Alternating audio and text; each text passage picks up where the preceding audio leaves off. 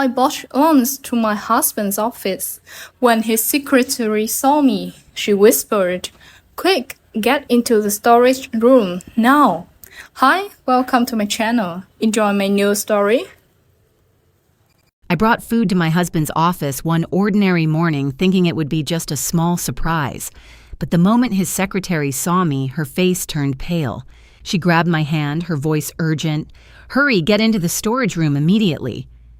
Before I could understand what was happening, I was pulled inside.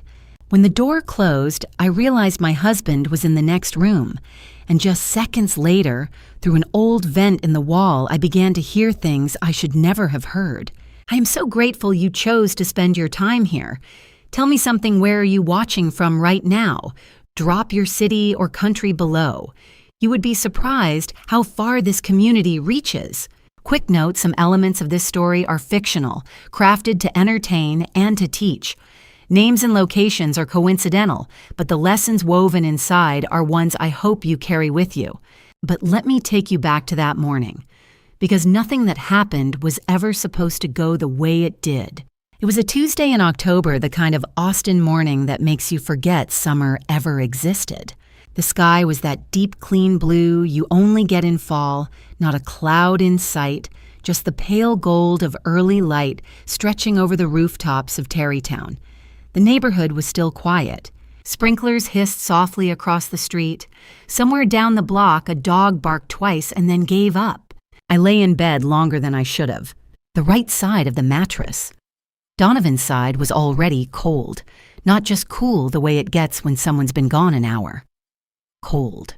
The kind of cold that tells you he left before the sun even thought about rising. I pressed my hand flat against the sheets and held it there for a moment like I was checking for a pulse that wasn't coming. 4 years of marriage, and I still wasn't used to waking up alone. I stared at the ceiling and let my mind drift back the way it always did on mornings like this, when the silence got too loud to ignore. I thought about the first morning after our wedding. We hadn't gone anywhere fancy for the honeymoon, yet just come straight home to this house in Tarrytown, giddy and exhausted, still in disbelief that we'd actually done it. I'd woken up to the smell of butter and coffee, stumbled downstairs in one of Donovan's old t-shirts, and found him standing at the stove in his dress slacks and bare feet, flipping eggs like it was the most natural thing in the world. He'd looked up when he heard me on the stairs, smiled that real smile, the one that reached his eyes. "Morning, Mrs. Hale," he'd said, and slid a plate across the counter toward me. "Angseluan Shamsokim." He always said it in that half-joking mix of English and the little Vietnamese phrase I'd taught him early in our relationship, the one that meant, "I'll always take care of you." Back then, it made me laugh every single time. Standing in my kitchen alone that October morning, I realized I couldn't remember the last time he'd made me laugh. The second memory came without warning, the way the good ones always do. Our first anniversary trip to San Antonio, we'd driven down on a whim. No reservations, just a tank of gas and a playlist we'd made together. We got lost twice, looking for the Riverwalk. He'd grabbed my hand at a crosswalk, pulled me close, and said completely seriously, "If we're lost, at least we're lost together." I'd rolled my eyes. He'd kissed my temple.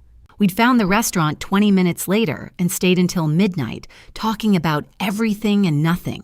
That man felt like someone I used to know. I sat up, swung my legs over the side of the bed, and just sat there for a minute on the edge of the mattress. The house was beautiful. I'd designed every corner of it myself. That was literally my job. I was an interior designer, warm wood tones, linen drapes. The perfect amount of morning light through the east-facing windows. Everything exactly where it was supposed to be. Everything except the person who was supposed to share it with me. Donovan had been pulling away for months, maybe longer if I was honest with myself. The business trips that stretched from 3 days to 5 to a full week. The dinners where he sat across from me and stared at his phone like I wasn't there. The way he kissed me goodbye quick, distracted already halfway out the door before his lips had even left my cheek. I told myself it was stress. I told myself it was the new accounts at work, the pressure of being a senior partner at a finance firm, the weight of being responsible for other people's money. I told myself a lot of things, but that morning something shifted. Maybe it was the cold sheets. Maybe it was the memory of bare feet and scrambled eggs. Maybe I was just tired of waiting for us to find our way back to each other on our own. Whatever it was, I made a decision before I'd even finished my first cup of coffee. I was going to surprise him. It sounds so small now, so painfully, almost embarrassingly small. But at the time, it felt like the right thing, the romantic thing, the kind of gesture that says, I see you, I miss you, I'm still here. I'd bring him lunch, his favorite. We'd eat together in his office, just the two of us, and maybe we'd remember what it felt like to actually be in the same room. I pulled on a pair of dark jeans and a rust-colored blouse I knew he liked, ran a brush through my hair, touched up my mascara, grabbed my keys off the hook by the door. First stop, Juan in a Million, a no-frills Tex-Mex spot over on East Cesar Chavez that we'd been going to since our first year in Austin. I ordered Donovan's usual without even looking at the menu, 2 barbacoa tacos extra cilantro side of green salsa, and added a breakfast taco for myself. The guy at the counter wrapped everything in foil and slid it across the counter in a paper bag that immediately started going warm in my hands. That smell slow-cooked beef, fresh tortilla lime was so deeply achingly familiar that I had to take a breath. Second stop, Houndstooth Coffee on Congress Avenue. 2 cold brews, oat milk in mine black for Donovan. The barista, a young woman named Sable with a silver nose ring and a voice like she'd been awake for exactly the right number of hours, handed them over with a smile. "Have a good one," she said. I told her I was planning on it. The drive downtown took 12 minutes. I found parking half a block from 1 Congress Plaza, fed the meter, and gathered everything in my arms bag of food, 2 coffees my bag. Pushed through the glass doors into the lobby. Orson was at the security desk the way he always was, a broad-shouldered man in his 50s, with a calm, unhurried way about him, the kind of person who has seen everything and reacts to nothing. He'd known me by name since the second time I'd ever come to this building. He looked up when I walked in, gave a slow nod. "Mrs. Hale," he said simply. "Go on up." I smiled, pressed the elevator button for the 12th floor. The ride up was quiet. I caught my reflection in the polished metal doors, hair-decent posture, decent a woman carrying lunch for her husband on a Tuesday morning, doing something ordinary and good. I adjusted the bag in my arm and tilted my head slightly at my own reflection. It's just a surprise, I thought. He's gonna love it. The elevator doors slid open. The 12th floor was silent in a way that felt strange. Not the normal quiet of a busy office between meetings, something heavier, stiller. The kind of quiet that has weight to it. I stepped out into the hall and let the doors close behind me. And that's when I saw her.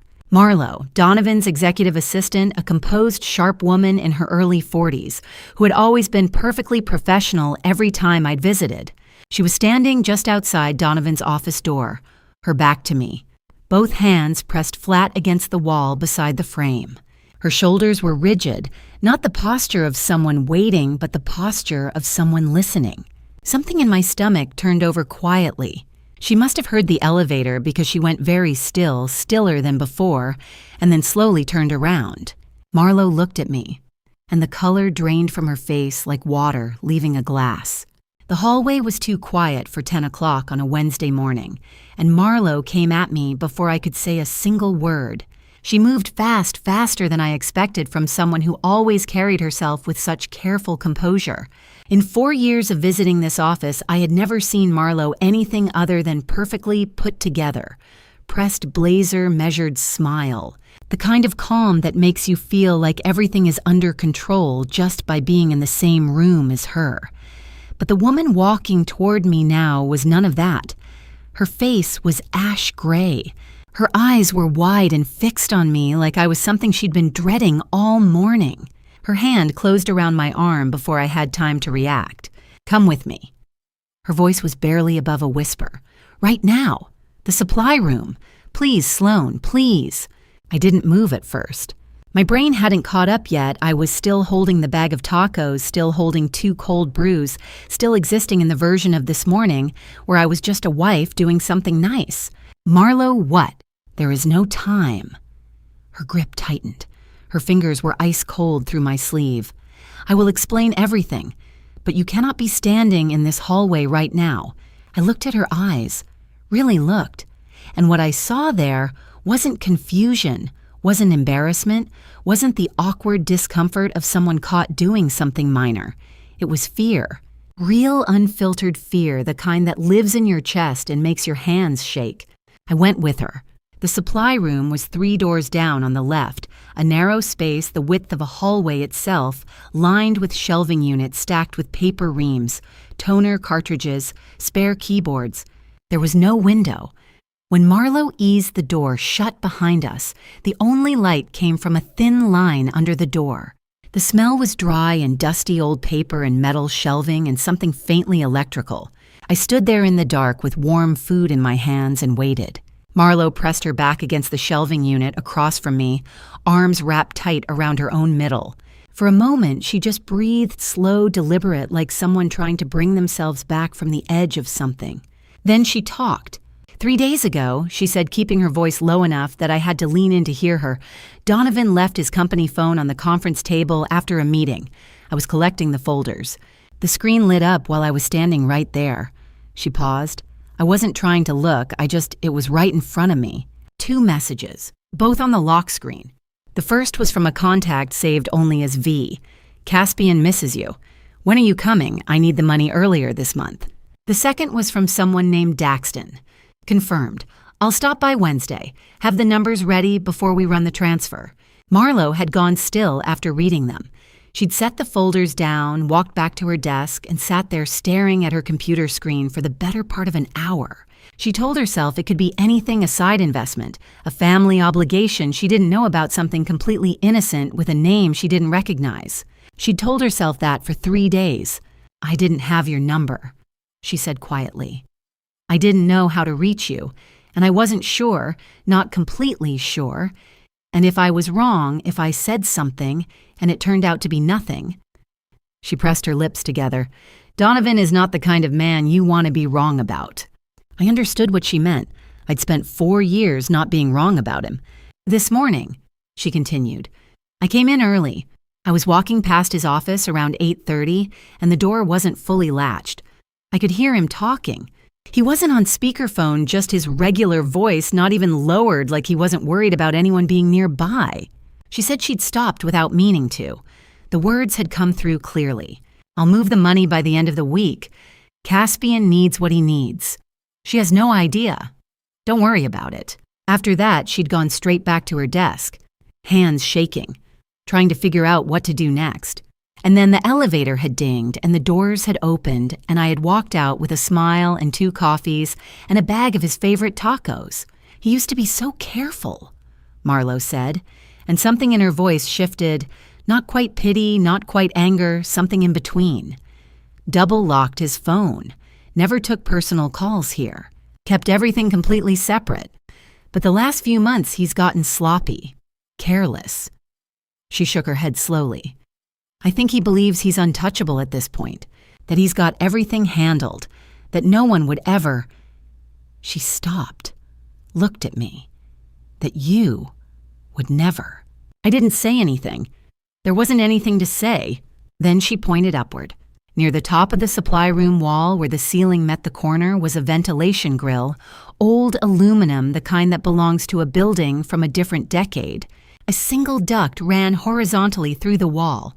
That vent goes directly into his office, Marlo said. Old building. The HVAC system was never properly updated on this floor. I found out by accident 2 years ago I could hear a phone call of his clear as day while I was pulling supplies in here. She looked at the grill. He has no idea it exists. As if on cue, footsteps sounded in the hallway outside. Heavy, even unhurried. A door opened Donovan's door and then closed again. With a solid click. Daxton had arrived. For a long moment, neither of us moved. Then from somewhere above us, muffled but unmistakable, 2 male voices began filtering down through the old aluminum slats. Low, unhurried, certain of themselves. I stood in the dark, the food still warm in my hands. And I started to listen. Through that old aluminum duct, every word arrived with a clarity that was almost cruel. The first thing I noticed was how relaxed he sounded. Not tense, not guarded. Not the version of Donovan I'd been living with for the past year, the one who answered questions in half sentences and looked at his phone during dinner and came to bed already facing away. This was a different voice entirely, loose, unhurried, the voice of a man who believed completely and without question that he was alone. I almost didn't recognize it. Marlo stood pressed against the shelving unit to my left, one hand flat against the metal frame, not moving. I don't think she was breathing. I wasn't sure I was either. The second voice, lower, rougher at the edges, belonged to Daxton. I didn't know him then, not by sight, but I would come to know everything about him soon enough. He was Donovan's outside accountant, the man who handled the numbers that never appeared on any shared statement, the quiet engine behind everything I was about to hear. His laugh when it came was the kind that never quite reaches warmth. 18,000 this month, Donovan said. Easy, conversational, like he was talking about a grocery order. Vesper needs it for Caspian's school fees and a few other things. The name hit me somewhere behind the sternum. Vesper, Caspian. Words I'd never heard him say out loud attached to people I hadn't known existed 10 minutes ago. 4 years, man, Daxton's voice, running like clockwork. Like clockwork, Donovan agreed. I felt around in my jacket pocket with my left hand slowly, carefully, without making a sound. My fingers found my phone. I pressed the side button navigated by muscle memory alone and opened the voice memo app. The red record button pulsed once in the dark. I set the phone face up on the shelf beside me, angled toward the vent, and pulled my hand back. Then I stood still and I kept listening. She works 2 jobs. Donovan again, and now there was something almost admiring in his tone, which was worse somehow than if he'd sounded cold. Pays every bill, carries every loan. She thinks all of it is building something for the 2 of us. Daxton laughed. The sound of it moved through the duct and landed in the room like something physical. A memory came without permission, the way they always do when you least want them. The closing table at the mortgage office downtown 2 years into our marriage. Donovan had reached over and covered my hand with his while I signed. This one's for us, babe. For our future. He'd said it quietly, the way he said things he meant. Or the way I'd believed he said things he meant. I had signed my name on that loan and felt for one small moment like we were building something real. $220,000. Transferred out over 4 years.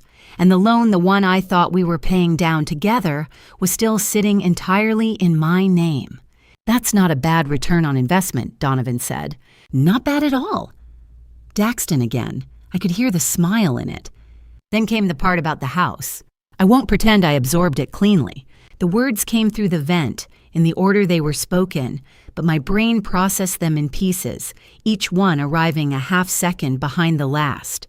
The Terrytown house, the title transfer. Vesper's name attached to a future I had believed was mine, and my name, only my name left behind, with the $280,000 in debt we'd taken on together.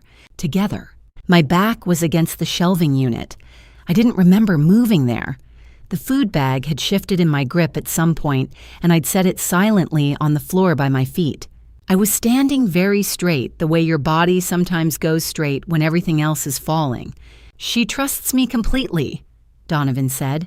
That's always been the easiest part. The words went in clean, like something you don't feel until a moment after it's happened. She'll cry a little when I leave, but she'll be fine. Women like her always land on their feet.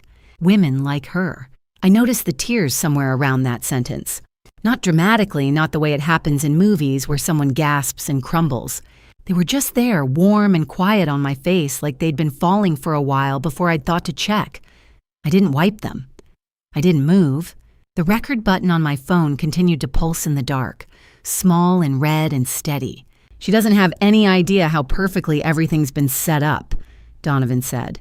And then he laughed, the real laugh, the one I'd been missing, the one I used to lie awake next to and feel grateful for. I heard Daxton laugh with him. 2 men in a room 30 feet away laughing at the life I thought I was living. My jaw tightened. My shoulders dropped back. Something behind my eyes went very quiet and very clear, the way a room gets quiet after the last piece of furniture has been moved out of it.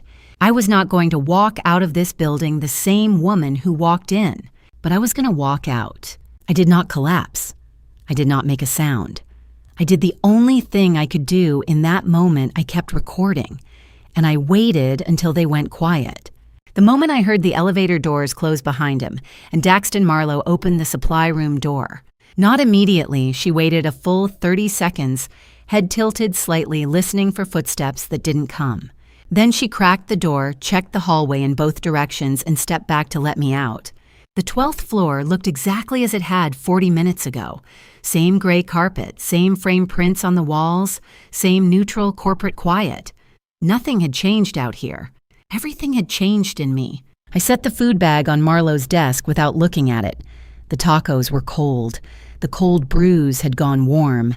I didn't remember setting them down. Marlowe stood across from me, arms at her sides, watching me with an expression I didn't have a word for, something between guilt and resolve, like a person who had been carrying something heavy for 3 days and had finally found somewhere to put it down. "I'm sorry," she said. "I should have found a way to reach you sooner. I kept telling myself I wasn't sure enough, that I needed to be completely certain before I said anything." She stopped. "I should have found a way." I looked at her for a moment. The recording on my phone was 41 minutes long. I had heard my husband use my trust like a line item in a financial plan. I had heard his business partner laugh about it. I had heard my own name spoken in a voice that had no warmth in it at all. "Will you be a witness?" I asked. "Sign a sworn affidavit, everything you saw, everything you heard." She didn't hesitate, not even a half second. "Every word," she said. "Whatever you need." I nodded once. Then I walked down the hall to Donovan's office. The door was unlocked. Marlowe had a key, and she stood just inside the doorway while I moved through the room. It was a corner office, large and deliberately arranged dark wood desk, 2 leather chairs for clients, a credenza along the far wall. The kind of room that was designed to make people feel like they were in the presence of someone who had everything under control. The filing cabinet was in the corner to the left of the window, a heavy 4-drawer unit in charcoal gray. I'd been in this office enough times to know it was there. I'd never thought to look behind it. I moved it a few inches out from the wall, enough to see what was behind it. The safe was smaller than I expected. Gunmetal gray digital keypad recessed into the baseboard like it had been installed when the building was built and everyone had simply agreed to forget about it. I crouched in front of it and looked at the keypad. I didn't know the combination. I had no reason to know it. And then, without entirely understanding why my mind went somewhere it hadn't been in 2 years, it was a Sunday afternoon. Donovan had asked me to pull his gray vest from the coat closet. He was running late for some work dinner I hadn't been invited to. I'd found the vest, checked the pockets the way you do out of habit, and pulled out a small scrap of paper, folded twice, 4 digits written in Donovan's handwriting, 1406. I'd held it out to him. "What's this?" He'd barely glanced at it. "Old pin. Throw it out." He'd taken it from me, tucked it in his jacket pocket instead, and walked out the door. I had thought nothing of it. Standing in front of the safe 2 years later, I typed in 1406. The lock released with a soft, solid click. I pulled the door open slowly. Inside a folded property deed, a loan document, a small spiral notebook, a manila envelope. Ordinary objects. The architecture of a life I hadn't known was being built alongside mine.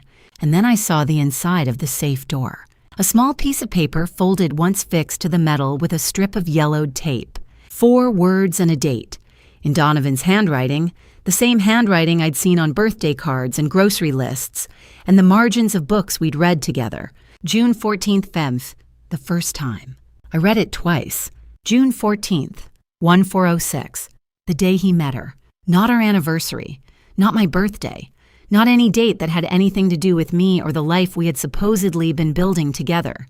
He had taken the day he first met another woman and turned it into the key that locked away every piece of evidence of what he'd done. He had looked me in the eye for 4 years, slept beside me, signed his name next to mine on a loan document. And all of it, every single moment, had been measured against a date I didn't even know existed. I don't know how long I stood there. It wasn't long. But it was long enough for something to move through me that I don't have a clean word for, not anger, not grief. Something that lived below both of those in a place that doesn't make noise.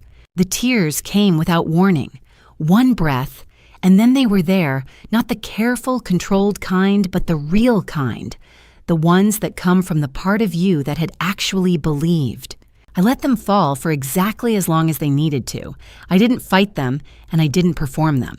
Then I wiped my face with the back of my hand and got to work. The property deed for the Terrytown house photographed front and back. The loan agreement, $280,000, both signatures photographed. The spiral notebook inside the front cover in handwriting, I didn't recognize Vesper Calloway, a Dallas address, and a phone number photographed. The manila envelope's contents, wire transfer summaries, account numbers, 4 years of careful bookkeeping, photographed every page. I uploaded everything to cloud storage before I closed the camera app. Then I put every document back in the exact position I'd found it closed. The safe entered a random sequence to relock it and pushed the filing cabinet back into place. I stood up, straightened my blouse, looked around the room once the desk undisturbed, the chairs at their angles, the credenza untouched. On the corner of his desk in a silver frame was our wedding photo. The two of us on the steps of the venue laughing at something, completely unaware of what the next 4 years would look like. I turned it face down, gently, set it flat against the desk. Then I walked out of the room. I stood for one moment in the hallway outside his closed door. In 20 minutes, he'd be back from lunch. He'd sit down at that desk, make another call, plan another transfer, and not know that anything had shifted. He would believe completely that he was still the only one in this story who knew how it ended. I needed someone in my corner, someone who understood exactly what I was holding and what it was worth. Not a friend, not a shoulder to cry on. A professional, the kind who doesn't lose. I knew exactly who to call. 20 minutes after leaving One Congress Plaza, I was sitting at Tierney's kitchen table in the Muller neighborhood, both hands wrapped around a mug of coffee I couldn't taste. She'd opened the front door before I knocked. One look at my face and she said nothing, just reached out, took my arm and pulled me inside. The door closed behind us with a quiet click that felt somehow like the first solid thing I'd felt all day. Tierney Ashford was 32 and had the kind of mind that processed information, the way a surgeon processes an incision, clean, precise, no wasted motion. She worked as a marketing strategist, which sounds like it has nothing to do with financial fraud, but what she actually did all day was follow money where it went, why it moved, what it was hiding. She'd been my closest friend for 6 years. She was also the person I trusted without question to tell me the truth, even when I wasn't ready to hear it. I told her everything. I started with waking up to cold sheets and ended with turning the wedding photo face down on Donovan's desk. I told her about Marlowe and the supply room and the vent. I told her about Daxton's laugh coming through the aluminum slats. I told her about the recording, 41 minutes of it sitting on my phone right now. I told her about the safe, the code, the small piece of paper taped to the inside of the door, June 14th, 5th, the first time. I told her about the deed and the loan documents and the spiral notebook with a Dallas address written in handwriting that wasn't mine and wasn't Donovan's. I talked for 22 minutes without stopping. Tierney sat across from me and listened with her hands flat on the table and her face getting progressively, carefully still the way a person goes still when they are working very hard to keep their reaction from overtaking the room. When I finished, there was a short silence. Then she said, "This isn't just infidelity, Sloan. This is financial fraud. This is a crime." Not "I'm so sorry," not "Are you okay?" Just the clean, accurate truth of what it was. She pulled her laptop toward her and started typing before she'd finished her sentence. "Walk me through the loan again. The full amount, both names on the document when you signed." I walked her through it. $280,000 joint obligation signed 2 years into the marriage. Donovan had handled all the account management I'd trusted him with, that the way you trust someone when you believe you're building something together. Of the money we'd borrowed, we'd put some into the house. The rest, I now understood, had moved in directions I hadn't been watching. $220,000.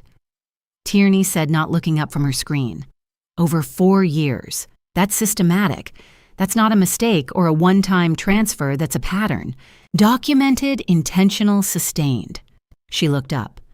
Daxton was running the accounts. That's what it sounded like. Then there's a paper trail. There's always a paper trail. She turned the laptop to face me.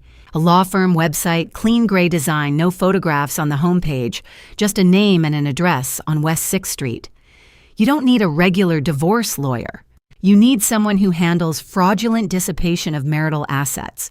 That is a specific category of harm under Texas family law, and it changes the math on everything: the settlement, the asset division, the debt allocation, everything. She picked up her phone and dialed without waiting for my response. 3 minutes later, she set it down. "He can see you at 6 tonight." I looked at her. Just like that.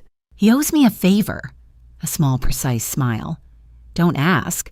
For the next 2 hours, we sat at that table and built a list. Every document I'd need to pull from the House Tonight mortgage statements, joint account records, insurance policies, the loan paperwork, anything with both our names on it. Tierney made the list in a shared note on her phone and airdropped it to me. She spoke in the flat, efficient shorthand of someone who had done this before or something close to it. "Original documents wherever possible," she said. "Copies where originals are locked. Photograph everything before you touch it. Don't move anything from its location if you don't have to." "I know," I said. "I did it that way at the office." She nodded. "Good, you're thinking right." Then she closed the laptop and looked at me directly. "Now, how are you getting home tonight?" "What do you mean?" "I mean, what does Donovan see when you walk through that door? What does your face look like? What do you say when he asks how your day was?" A memory arrived without invitation the day we'd moved into the Terrytown house 3.5 years ago. We'd carried the last box in around 7 in the evening, and Donovan had looked at the front door, looked back at me, and then, before I understood what he was doing, scooped me up and carried me over the threshold, laughing slightly off balance, nearly dropping me on the porch step. Our home, he'd said when he set me down. Always. I had believed him. I had believed every syllable of that word. "I'll manage," I said. Tierney shook her head. "We're going to practice." For 40 minutes, she sat across from me and played Donovan. She asked how my day was in the distracted, half-present way I'd described. She looked at her phone. She didn't quite listen. And I answered like a woman who had spent Tuesday the same way she spent every Tuesday studio, work a client call nothing worth mentioning. By the third run-through, I believed my own performance. "Good," Tierney said, dropping the act. She leaned forward and held my eyes the way she did when she meant something completely. "You are not going to lose what you built. Not your house, not your finances, not your future, not while I'm in your corner." I held on to that sentence, set it somewhere inside where I could find it later. At 5:30, I stood up, smoothed my jacket, and picked up my bag. "All right," I said, "let's go meet the surgeon." Tierney had told me that Evander was the best in this specific corner of family law, the kind of attorney who didn't just understand the rules, but understood exactly how to use them. When I walked into his office at 6 o'clock and saw the man himself, I understood immediately why people called him that. His office on the 14th floor of 300 West 6th looked like the kind of room where cases went to die for the other side. No framed diplomas on the walls, no motivational prints, just 2 built-in bookshelves running floor to ceiling, a long oak desk with nothing on it except a legal pad, a pen, and a closed laptop, and one window facing west that at this hour was filling the room with the last flat light of the October evening. The office didn't try to reassure you. It didn't need to. Evander was already standing when I walked in. Tall, somewhere in his early 50s, silver at the temples with the kind of posture that comes not from effort, but from habit. He didn't offer his hand the way people do at cocktail parties. He looked at me directly without any of the social softening most people use as a buffer and said, "Tell me everything. From the beginning, leave nothing out." I sat down, and I did. He didn't interrupt. He wrote on the legal pad in a small economical hand, occasionally pausing to ask a question. Never more than 5 or 6 words, always exactly the right 5 or 6 words. "When did you sign the loan? Who managed the account? Did you ever have access to the investment statements?" Questions that weren't questions, so much as surgical instruments. Opening the case at precisely the right points. When I finished, I pulled out my phone and played the recording. 41 minutes. Evander sat back in his chair, pen resting between two fingers, and listened to the whole thing without moving. Donovan's voice filled the office, relaxed, unhurried, certain of itself, followed by Daxton's laugh, followed by the specific, careful enumeration of every way they had arranged my life around me without my knowledge. The wire transfers, the school fees, the house, the debt. When the recording ended, the room was quiet for a moment. That, Evander said, is genuinely devastating. He set the pen down. Texas is a one-party consent state. You were present in that room. You were a party to what you heard. You consented to record it. This evidence is completely valid in court. He said it the way a doctor delivers a clean diagnosis. No drama, no emphasis, just fact. Any attorney on the other side who tries to challenge the admissibility of this recording will lose that argument before lunch. He opened the laptop and turned it slightly toward me as he spoke, pulling up what appeared to be a case framework already beginning to take shape. Here's what we're dealing with. Your husband has been systematically diverting marital assets over a period of 4 years. That is fraudulent dissipation under Texas Family Code, Section 7.009. The court has the authority when it finds that one spouse has wasted or hidden marital assets to adjust the entire division in the injured spouse's favor. The $220,000 that moved out of your shared accounts does not simply disappear because he spent it. The court can hold him accountable for it. He paused. Let that land. The house is the more urgent issue. If he moves to transfer that title before we can act, it becomes significantly more complicated to unwind. So we file a lis pendens first thing tomorrow morning that's a legal notice recorded against the property that prevents any sale transfer or new encumbrance until the court resolves ownership. He will not be able to touch that house. What about the accounts? We file for a temporary restraining order on all joint financial accounts simultaneously with the divorce petition. Under Texas Family Code, Section 6. 501, the court can issue standard mutual injunctions preventing either party from depleting, transferring, or hiding marital assets. Given the evidence you have, we have strong grounds to request an expanded order that goes beyond the standard. He picked up the pen again. Tonight you go home. You behave completely normally. You collect every financial document in that house loan. Statements, account records, anything with both names on it. Originals where possible, photographs where not. Tomorrow morning at 9 I file. By mid-morning, he will be served. I looked at the retainer agreement he'd slid across the desk. $8,500. I'd already transferred it from my personal account, an account Donovan had never had access to, the one I'd kept in my own name since before the marriage. The one I'd never mentioned because it had never seemed important. It seemed important now. I signed. Evander took the agreement, set it to one side, and looked at me with the same directness he'd had since the moment I walked in. Not unkindly, just clearly. He thinks he's the smartest person in every room he walks into, he said. Men who think that way always make the same mistake. I looked at him. What mistake? They forget that other people are watching. A beat of silence. Outside the window, the last of the evening light was going thin and orange over the Austin skyline. He built this very carefully, Vander said. 4 years of careful construction, and he left one door open. He looked at the phone on the desk between us, the recording still cued on the screen. You walked through it with a recorder in your hand. I thought about the supply room, the darkness, the food going cold in my arms. The moment I'd pressed record and felt something in me go very quiet and very decided. What happens to him, I asked. After. That depends on how far this goes. The divorce proceedings are civil, that's my lane. But what I'm hearing in that recording has characteristics of wire fraud. Systematic transfers, a third-party account handler, and intent to deceive. If the DA takes an interest, that becomes a separate matter.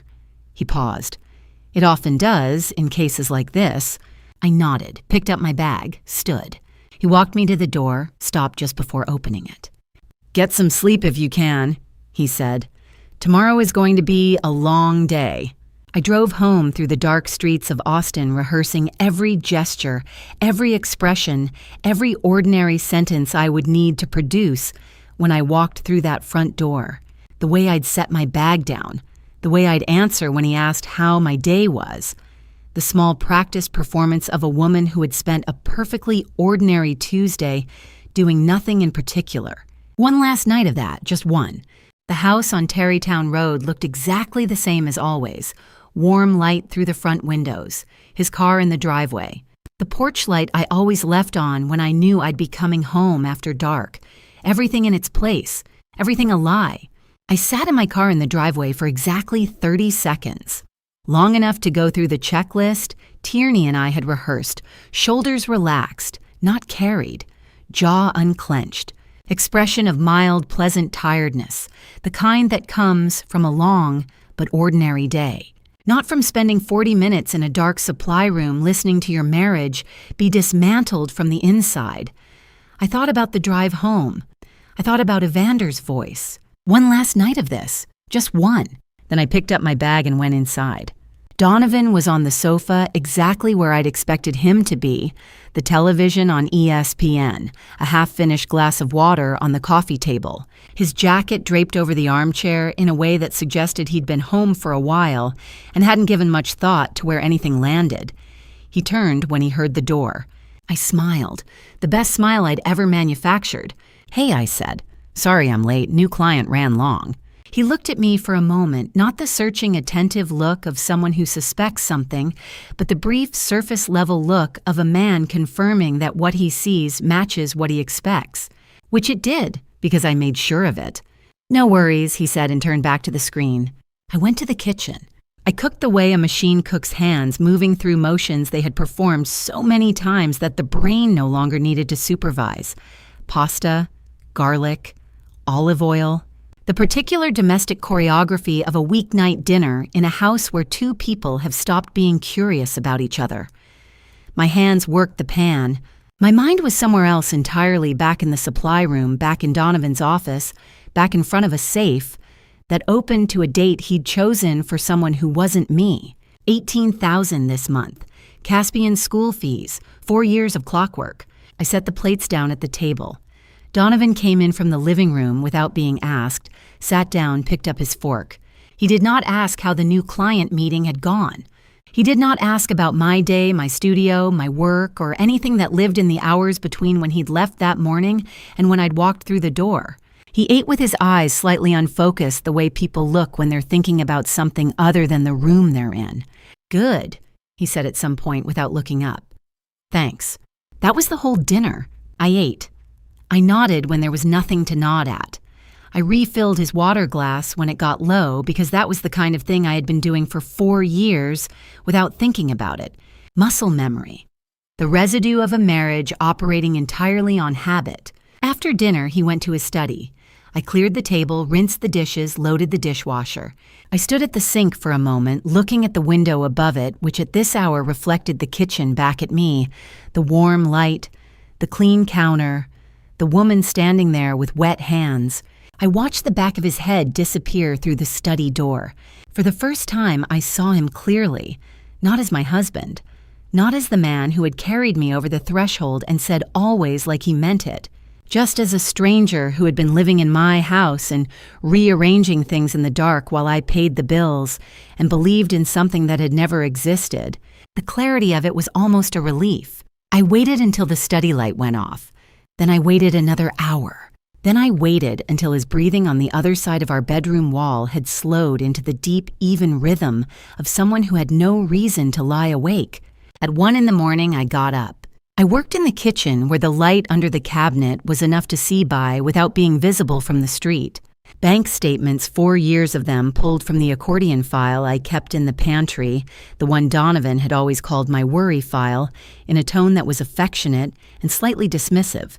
Tax returns joint, pay stubs mine and his, utility records, the loan agreement from the mortgage office, the original signed copy with both our names. I scanned each document with the app on my phone. Slow and methodical, every page front and back resolution high enough to read in court. As each batch finished, I sent it to the encrypted email address Evander had given me at the end of our meeting, the one set up specifically for this case. Then I uploaded the same files to 2 separate cloud drives, one I'd had for years, One I'd created that afternoon at Tierney's kitchen table. 2 copies. Always 2 copies. At 2:30 in the morning, I sat down on the kitchen floor with my back against the cabinet and looked at the stack of documents beside me. 4 years of a shared life reduced to paper and metadata.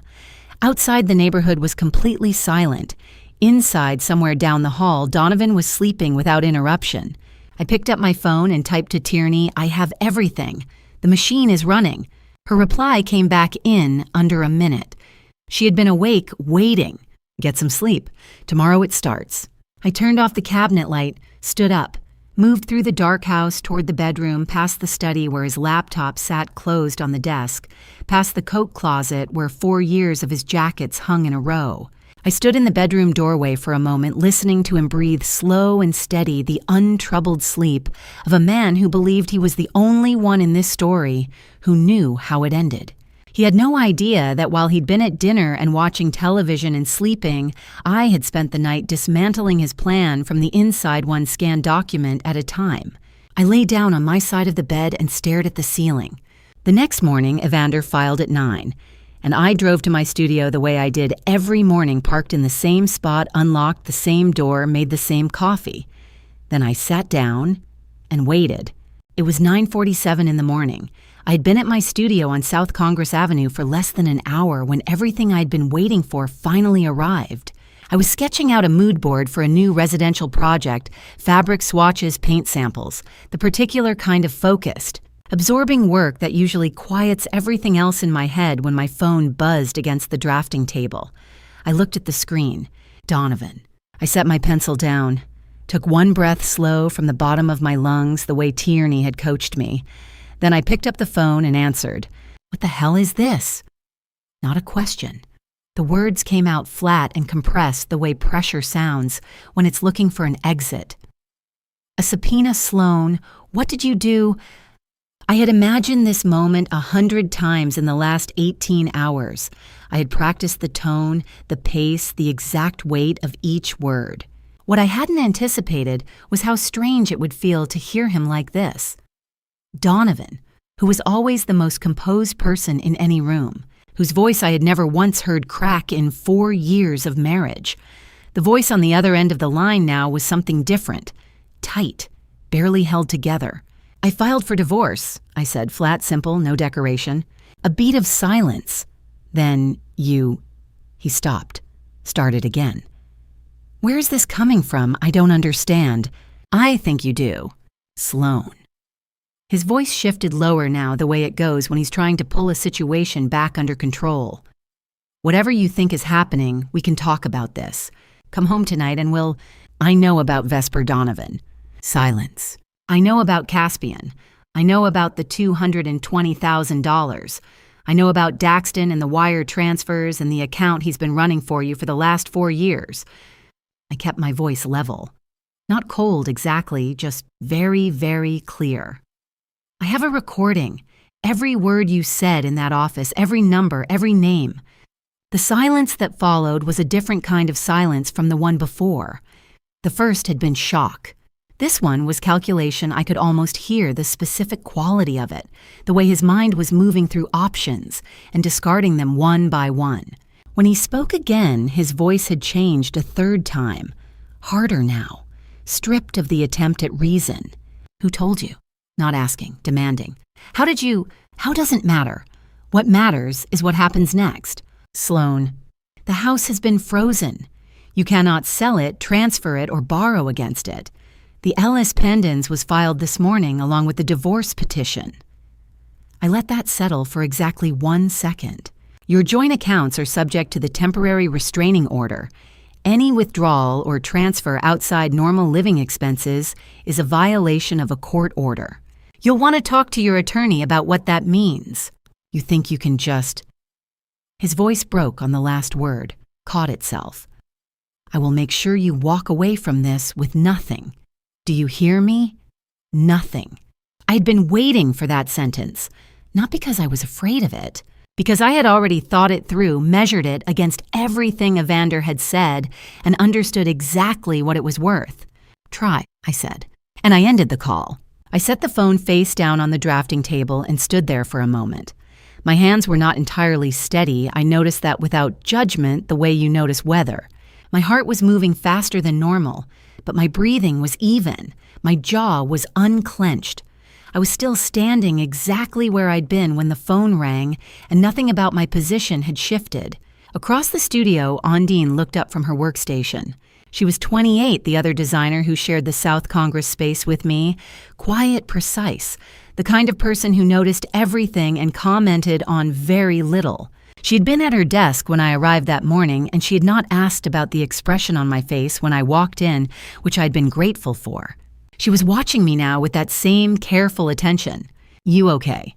she asked. I picked up my pencil, looked at the mood board in front of me. The fabric swatches the paint samples the particular palette I'd spent the last hour assembling.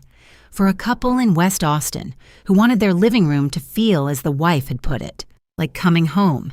"Better than I've been in 4 years," I said.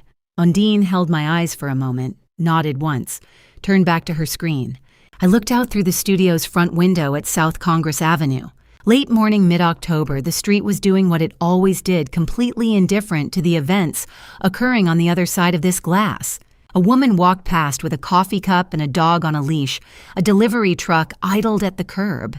The live oak trees that lined the sidewalk were just beginning to turn their edges, going amber at the tips, the way they do in Austin fall, which arrives late and leaves early and is beautiful for exactly the window of time it decides to exist. The city was not paying attention to me. It had its own concerns. And inside my chest, where 4 years of careful hope had lived and been systematically hollowed out, there was something else now. Not anger. Anger is hot and loud and exhausting to maintain. Something colder, more structural. The kind of thing that doesn't move when pushed because it's load-bearing. I had recorded that phone call too. One-party consent. Same rule, same state, same phone in my hand. I had done everything right. But Donovan, I was about to learn, was not the only one who had decided to act. The next move didn't come from him at all. It came from a direction I hadn't seen coming, and it arrived in a way that was designed very deliberately to hit somewhere I wasn't armored. The week after I filed had passed quietly, too quietly. I should have known that kind of silence never lasts. By the following Monday morning, I had almost started to believe that the fight was going to live entirely in courtrooms and conference rooms, in the clean, structured language of legal filings and attorney correspondence. I had started sleeping again, not well, but enough. I had returned 2 client calls, finished 1 mood board, started another. The studio had felt for a few days like the one corner of my life that still made sense. I walked in at 8 o'clock on Monday and knew immediately that something was wrong. It wasn't anything I could point to directly. The air in the studio felt different, the specific quality of a room where people have already been talking about you before you arrived. Ondine was at her desk but not looking at her screen. The studio manager, Reed, was standing near the back office with his arms crossed and an expression I had never seen on his face before, the expression of someone who's been given a task they would very much prefer to give to someone else. He saw me come in and straightened up. "Sloan, can I have a few minutes?" The back office was a small room with a round table, 2 chairs, and a window that looked out onto the alley behind the building. Reed sat across from me and did not immediately say anything. He set a printed sheet of paper on the table between us, face up, and then sat back in a way that suggested he wanted physical distance from it. "We received this on Friday afternoon," he said. "Sent to the general contact address from an anonymous email account. I spent the weekend trying to figure out how to handle it." I picked up the paper. It was a letter. A single page, formatted cleanly, the kind of thing that reads as professional until you understand what it is. It alleged that I had been using Studio Resources client contact lists, project files, working hours in service of my personal divorce proceedings. It cited specific project names. It cited dates. It cited a client meeting that had, according to the letter, been converted into a session with my divorce attorney without the client's knowledge. None of it was true, not one word. But it was constructed carefully enough that someone who didn't know me might not be sure of that. The dates were real. They were dates when I had actually been in the building. The project names were real. The specificity was the point. Whoever had written this had done enough research to build something that looked credible from the outside. I set the letter down, kept my face still. "I understand you have to look into this," I said. Reed looked genuinely relieved that I wasn't going to make this harder than it needed to be. The HR process requires a formal review when we receive a written complaint regardless of source. It's standard. We're not making any judgment. I know. How long? 2 weeks maximum. You'd be on administrative leave while we verify. Paid leave, he added quickly. This isn't a termination. It's a process. I understand. I shook his hand, walked out of the back office and through the studio without stopping. Undine caught up with me in the hallway before I reached the front door. "That letter is garbage," she said, her voice low and precise the way she talked when she meant something without any margin for misinterpretation. "Every word of it. I've worked next to you for 2 years. I know what you do with your hours." I looked at her. "Be careful with whatever you're thinking about doing next." She shook her head slightly, not as disagreement but as acknowledgement that she'd heard me. "Let me look into it. Just a few days. Undine." The email came from an anonymous account. But anonymous doesn't mean untraceable. It just means whoever sent it thought they were being smart. She held my eyes. "Give me a few days." I didn't say yes. I didn't say no. I walked out of the building. In my car, I called Evander. He answered on the second ring. I told him what had happened, in exactly the order it had happened, the letter, the contents, the meeting with Reed, the 2-week review. When I finished, there was a brief silence on his end. "Save everything," he said. "The letter itself, the email header, if you can get it every communication from your HR department going forward. Document the dates, the exact wording, all of it." A pause. "This may actually work in our favor." "How?" "If we can establish that someone in contact with Donovan sent that letter with the intent to interfere with your employment during an active divorce proceeding, that's tortious interference. It's also consistent with a pattern of intimidation, which the court takes seriously. Every action the other side takes right now is potentially evidence." I sat with that for a moment. "Find out who sent it," he said. "That's the priority." I ended the call and sat in the driver's seat looking up at the building. The studio's front window reflected the street back at me, the live oak trees, the parked cars, the ordinary Monday morning that had no idea what was happening behind the glass. I went through the letter again in my mind, the specific details, the project names, the dates. Donovan had never paid attention to my work, not in any real way. He knew I was an interior designer. He knew I had a studio. He could not have named a single active client if asked. The level of detail in that letter required someone who had been watching me closely. Not him.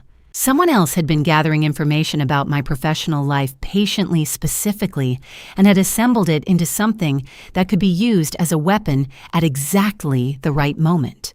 The kind of person who does that is not acting from strategy. Strategy is slow and patient. This was fast and targeted and a little too detailed the way things get when someone is frightened and trying to do too much at once. Whoever sent that letter had panicked. I drove home, and while I sat at my kitchen table that night and turned the question over in my head without getting any closer to an answer, Undine was sitting in front of her monitor in the now empty studio on South Congress, working through something methodically and quietly, the way she did everything. She was about to find something that would stop us both cold. 3 days after the letter, my phone rang in the dark of my living room.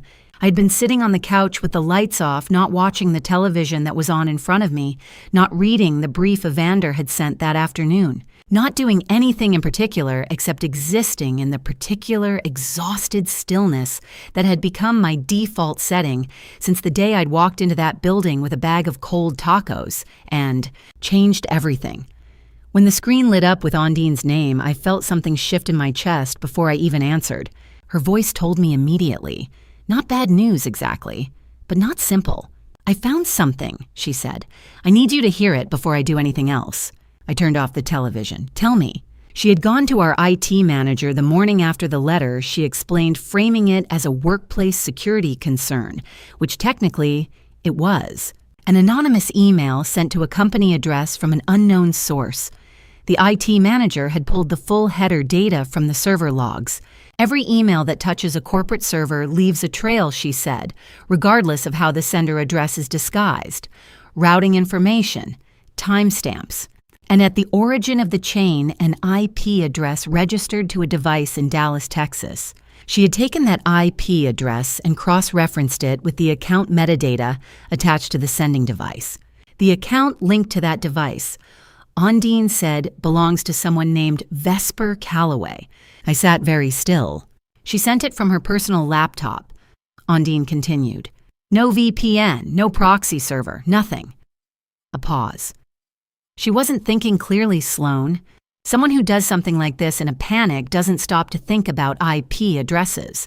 She was trying to move fast, and she made a mistake that anyone with basic IT access could trace. The name hung in the air of my dark living room. Vesper Calloway, the name from the safe, the name from the spiral notebook with the Dallas address. The name Donovan had said in his own voice through 41 minutes of recording with the casual familiarity of a man talking about a second life he'd been maintaining for years. There's something else, Ondine said. Her voice had changed.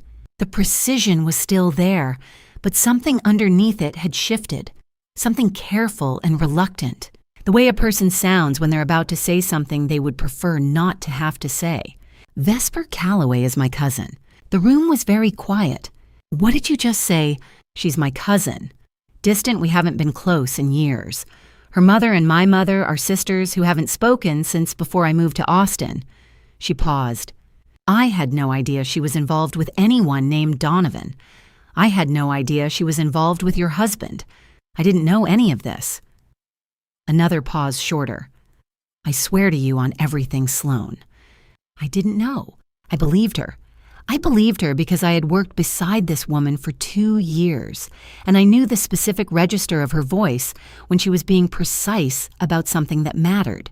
I believed her because the shock in what she was saying was too specific and too unwilling to be performed. And I believed her because the look on her face when I'd walked out of Reed's office 3 days ago, that immediate certain defense, had come from someone who was completely in the dark. I know I said, "This isn't on you." I should have. I mean, if I had known. You couldn't have known, and you didn't do anything wrong. I kept my voice level. You actually did everything right. Silence on her end. When she spoke again, the steadiness had returned. I want to confront her. I want to call her right now and ask her what the hell she was thinking. A beat. But I won't if you tell me not to. Don't. Not yet. I thought about Evander. About his voice when he'd said every action the other side takes right now is potentially evidence. Bring everything to my attorney first. After that, you can say whatever you need to say to her. The next morning, Ondine arrived at my door at 8:30 with a manila folder containing the IT report, the full email header analysis, the IP trace, and a printout of the account information linked to Vesper's device. She had also included a written summary, time-stamped and signed, describing the steps she had taken to obtain each document. I looked at her when she handed it over. She looked like someone who hadn't slept.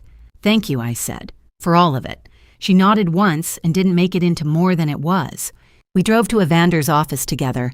He read through the folder in silence the same way he'd listened to the recording, completely still pen, between 2 fingers, taking in information without broadcasting any reaction. When he finished, he set the folder flat on his desk. "Criminal defamation," he said. "Under Texas Penal Code Section 33.07, sending anonymous electronic communications with intent to harm someone's reputation or livelihood. Tortious interference with business relations. And depending on whether we can establish that this was coordinated with Donovan, potentially conspiracy to interfere with civil proceedings." He looked at the folder, then at me. Ms. Calloway is no longer simply a third party in this case. She has made herself an active participant. That changes her exposure significantly. He picked up his pen. "I'll notify the studio's legal department this afternoon. The internal investigation should be suspended by end of business today. And I'll be filing a motion to include this correspondence as evidence of a coordinated intimidation effort against you during active divorce proceedings." I thought about the woman who had sent that letter, who had sat at her laptop in Dallas and assembled specific dates and project names and the names of my clients, trying to dismantle something I had spent years building, and who had done all of it without once thinking about the trail she was leaving behind. Evander looked across the desk at me. He's losing support on every side. His accountant is next. I didn't know then what that would look like. I only knew that Evander had a way of making people face choices they hadn't anticipated. And Daxton, I was about to find out, was going to be presented with exactly that kind of choice. 2 days after Ondine handed over the IP evidence, Evander had summoned Daxton to what he described as a conversation. It lasted 3 hours. He called me at 2 o'clock on Thursday afternoon with the voice of a man who had just turned over the last card in a hand he'd been building for weeks. "Are you somewhere you can talk?" he asked. I was sitting at my kitchen table with a cup of coffee I hadn't touched. "Yes." "Good, because I have a great deal to tell you." He started at the beginning. 2 days earlier, while Ondine was still pulling the IT report together, Evander had engaged a forensic accountant, a specialist in financial fraud cases, who worked exclusively with family law attorneys in Texas. The accountant had spent 48 hours going through the transaction records Sloan had photographed in the safe, cross-referencing them against the bank statements she'd scanned the night before Evander filed. What the forensic accountant found buried in the architecture of Daxton's bookkeeping was something Evander described as both elegant and stupid. Over the course of the 4-year arrangement, Donovan had been pulling money not just from the joint accounts he shared with Sloan, but from the operational account Daxton used to run the transfers. $40,000 removed in increments small enough not to trigger automatic review, disguised in the ledger as processing fees for services that had never been rendered. Daxton had not authorized these withdrawals. He had not known about them.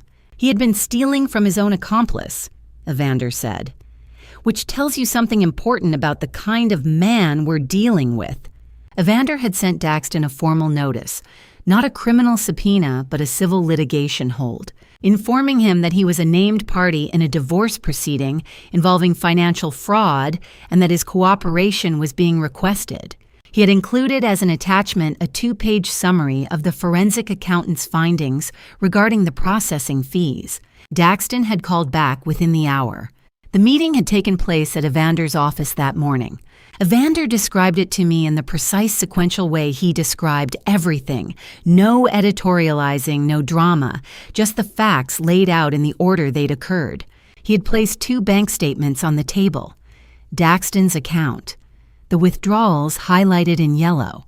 $40,000, Evander had said. Removed from your account, disguised as fees. You didn't authorize this, correct? Daxton had looked at the statements for 30 seconds without speaking. Then, "I want full immunity from civil liability." Agreed, talk. He talked for 3 hours. Evander read me the summary from his notes transaction by transaction, account by account, date by date. $220,000 moved across 4 years with the kind of careful, methodical precision that Daxton clearly understood better than Donovan had credited him for. Offshore routing, account names that appeared legitimate until you followed them far enough. Transfer timestamps calibrated to avoid flagging. Every detail, every dollar, documented in a way that made the recording from the supply room look like a rough draft. He asked for immunity before I finished my second sentence, Evander said. He didn't deliberate. He didn't ask for time to think. The moment he understood that Donovan had been taking from him as well, it was over. I sat with that for a moment. 4 years of partnership built on a shared scheme ended in 30 seconds, the moment one of them realized the other had been stealing from him on the side. His closest ally, Evander, said, sold him out the moment he discovered Donovan had also been stealing from him. How long did it actually take him to decide? A pause on Evander's end, the shortest I had ever heard from him. He asked for immunity before I finished my second sentence. I looked out the kitchen window, the backyard of the Terrytown house, the garden I had planted the second year of the marriage, the one that was still inexplicably doing well. What happens to Daxton now? He cooperates fully with civil discovery. He signs a sworn declaration detailing every transaction. In exchange, we don't pursue him civilly for his role in the transfers. As for criminal exposure, that's a matter for the DA's office. What I can tell you is that a witness who turns and cooperates typically receives significantly more favorable treatment than one who doesn't. A pause. He made the right call from a purely self-interested perspective. Most people do when the alternative is clearly worse. After I hung up, I sat for a moment in the quiet kitchen. Then my phone lit up again, a text from Ondine. 3 words I talked to her. She called 5 minutes later. The meeting had been brief.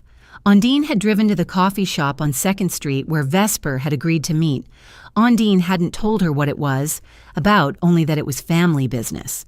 Vesper had arrived looking composed, which Ondine said had, if anything, made it worse. Ondine had told her what she knew, what she'd found, what she'd handed over to the attorney. She hadn't raised her voice.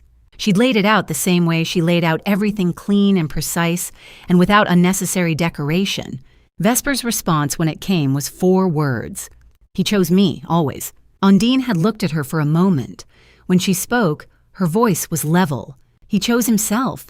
He has always only chosen himself. And you're going to figure that out in the most painful way possible, without any help from me. Then she stood up, picked up her bag, and walked out of the coffee shop without looking back. She told me this in a voice that was steady but had something underneath it. Not quite grief, not quite anger. The particular flatness of someone who has just closed a door they know will not open again. "Are you okay?" I asked. "I will be," she said. "Are you getting there?" That evening, Evander called again briefly this time. "The walls are closing in on him from every direction," he said. "Daxton's cooperation, the recording, the IP evidence, Marlowe's affidavit. When men like Donovan feel cornered, genuinely cornered, with no remaining exits, they do desperate things, foolish things." A pause. "Be aware of your surroundings. Lock your doors." I thanked him, ended the call, looked around the house that was still technically shared property, the house whose title I had found in a safe, opened by a date that had nothing to do with me. I didn't know yet what desperate looked like for Donovan specifically. I was about to find out. That very night when I came home and found something that should not have been moved. I stood in front of my own front door for a full 10 seconds before I put the key in the lock. The light through the front window was wrong. I knew this house the way you know something you've spent years arranging every lamp, every switch, every particular quality of light at every hour. I had turned off the living room light before I left that morning. I was certain of it the way you're certain of your own name. I put the key in anyway, turned it, pushed the door open. Donovan was sitting on the sofa. He was not pacing. He was not agitated. He was sitting the way he used to sit on Sunday mornings when he had nowhere to be, one arm along the back of the cushion's legs, slightly apart, completely at ease in a room that a court order had made legally complicated for him to be in. He looked up when I came in with the mild, unhurried expression of someone who had been expecting me. He had used his old key, the one I hadn't thought to ask back. I set my bag down by the door. I did not say anything. I waited. "Sit down, Sloane." I didn't sit. I stayed where I was, just inside the threshold with the closed door behind me and the full length of the living room between us. He looked at me for a moment, then he began. "You heard part of a conversation through an old vent in a storage room." His voice was measured, quiet. This was not the voice from the phone call, the voice that had cracked under pressure and made threats it couldn't back up. This was something more deliberate. "That's what you're building all of this on. A partial conversation heard from a dark closet, recorded without context." I said nothing. "Marlowe is being let go," he continued. "Performance issues, it's been in process for weeks. She didn't mention that to you, did she?" A small pause. "She has her own reasons for doing what she did. Her own grievances. I'd think about that if I were you." The words were landing. I registered that not because I believed them, but because he had chosen each one carefully, and he knew me well enough to know which ones would find the soft places. That was the thing about 4 years of marriage, it cuts both ways. He knew where I was armored and where I wasn't. "Tierney has never liked me," said simply, as a fact. "You know that. You've always known it. Ask yourself why she was so eager to help you burn this down. what she gets out of it. I looked at the wall behind his head, focused on a fixed point. You think you have the full picture, Sloane. You think you walked into that building and stumbled onto some kind of complete truth. But what you have is one piece of something far more complicated than you understand. His voice stayed even, patient almost. The voice of someone explaining something to a person who hasn't quite caught up yet. Stop now while there's still something worth stopping for both our sakes. He stood, straightened his jacket, set his key on the coffee table with a small, deliberate click. Think about it, he said. He walked past me and out the front door. The latch caught behind him. The room went quiet. I stood there in my own living room for a long moment. The sofa cushion where he'd been sitting was slightly depressed. His key was on the coffee table. The lamp on the far side of the room threw the same warm light it always did over the furniture I had chosen, in the house I had decorated, in the life I had apparently been living alone. And for the first time since the supply room, I felt it, the thing I had been holding at arm's length since Wednesday morning. Not doubt exactly, something more specific than that. The particular vertigo of having someone who knows you very well aim very carefully at the places you're least sure of. Marlo has her own reasons. Did she? I had believed her completely. But what did I actually know about the 3 days she'd said she spent paralyzed? What if? I stopped, picked up my phone, called Tierney. She answered on the second ring. He was here, I said. My voice was not entirely steady. He was sitting in my living room when I got home. He used his old key. A short silence. Are you safe? Yes, he left. It wasn't physical, he just talked. Tell me exactly what he said, I told her, every sentence in order as close to verbatim as I could manage. Marlo and her performance issues, Tierney and her motives, the vent and the partial picture. The complicated truth I supposedly didn't understand. When I finished, there was a pause not long, maybe 3 seconds. And then Tierney's voice came back, and it was the clearest I had ever heard it. Sloane, listen to me carefully. This is exactly what guilty people do when they know they're losing. He is not trying to tell you the truth. He is trying to make you doubt your own truth. There is a difference, and it matters. Another beat. You were in that room. You heard what you heard. You recorded it. You have 41 minutes of his own voice telling you everything you need to know. He cannot undo that. So instead, he's trying to make you undo yourself. I sat down on the floor with my back against the wall the way I had sat on the kitchen floor at 2:30 in the morning, with a stack of scanned documents beside me. The position of a person getting low and steady. You're right, I said. I know I am. Call Evander first thing tomorrow. What he just did walking into that house, that is a violation of the court order. Document everything. Time what he said, exact words. I did. I sat at the kitchen table for the next hour and wrote down every sentence he had spoken in order with timestamps on the document. Then I sent it to Evander's encrypted address. The next morning, Evander read my message, called me at 8:45, and was quiet for exactly 3 seconds. He entered your home, he said, in violation of a standing court order. That is contempt of court. A pause. I'm filing this morning. The contempt hearing was scheduled within the week. Judge Ellison presided a 55-year-old woman with a reputation in Travis County for patience with process and 0 patience for people who treated court orders as optional. Evander presented my written account timestamped along with the original TRO, clearly prohibiting Donovan from entering the marital home without Sloane's explicit consent. Donovan's attorney argued it was a misunderstanding, that his client had left personal property in the home, that there had been no threatening behavior. Judge Ellison looked at Donovan over her reading glasses and said with the particular quiet that precedes something definitive, "You entered the plaintiff's home at night without permission, while subject to an active restraining order. Counsel's framing of this as a misunderstanding does not comport with the facts in front of me." She increased the financial settlement by $35,000. Evander called me as I was walking out of the courthouse. He just added $35,000 to what he owes you, he said. Every time he does something like this, he makes our position stronger. A pause. He can't help himself. That's useful. I stood on the courthouse steps in the October afternoon and let myself feel just for a moment the particular satisfaction of a wall that has stopped moving no matter what hits it. But it wasn't over.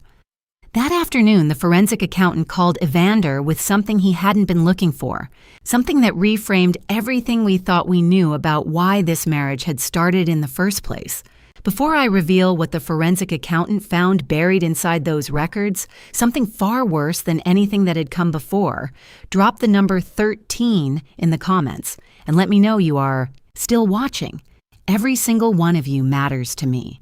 A gentle reminder, this story contains some fictional elements woven in for narrative and educational purposes.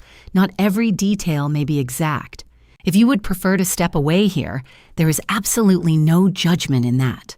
3 weeks after I filed for divorce, Evander called with the voice of a man who had just opened a locked room and found something no one wanted to find. I was in the middle of a client consultation, a couple from Westlake, who wanted to rework their guest suite into something that felt, as the wife put it, like a boutique hotel, but warmer.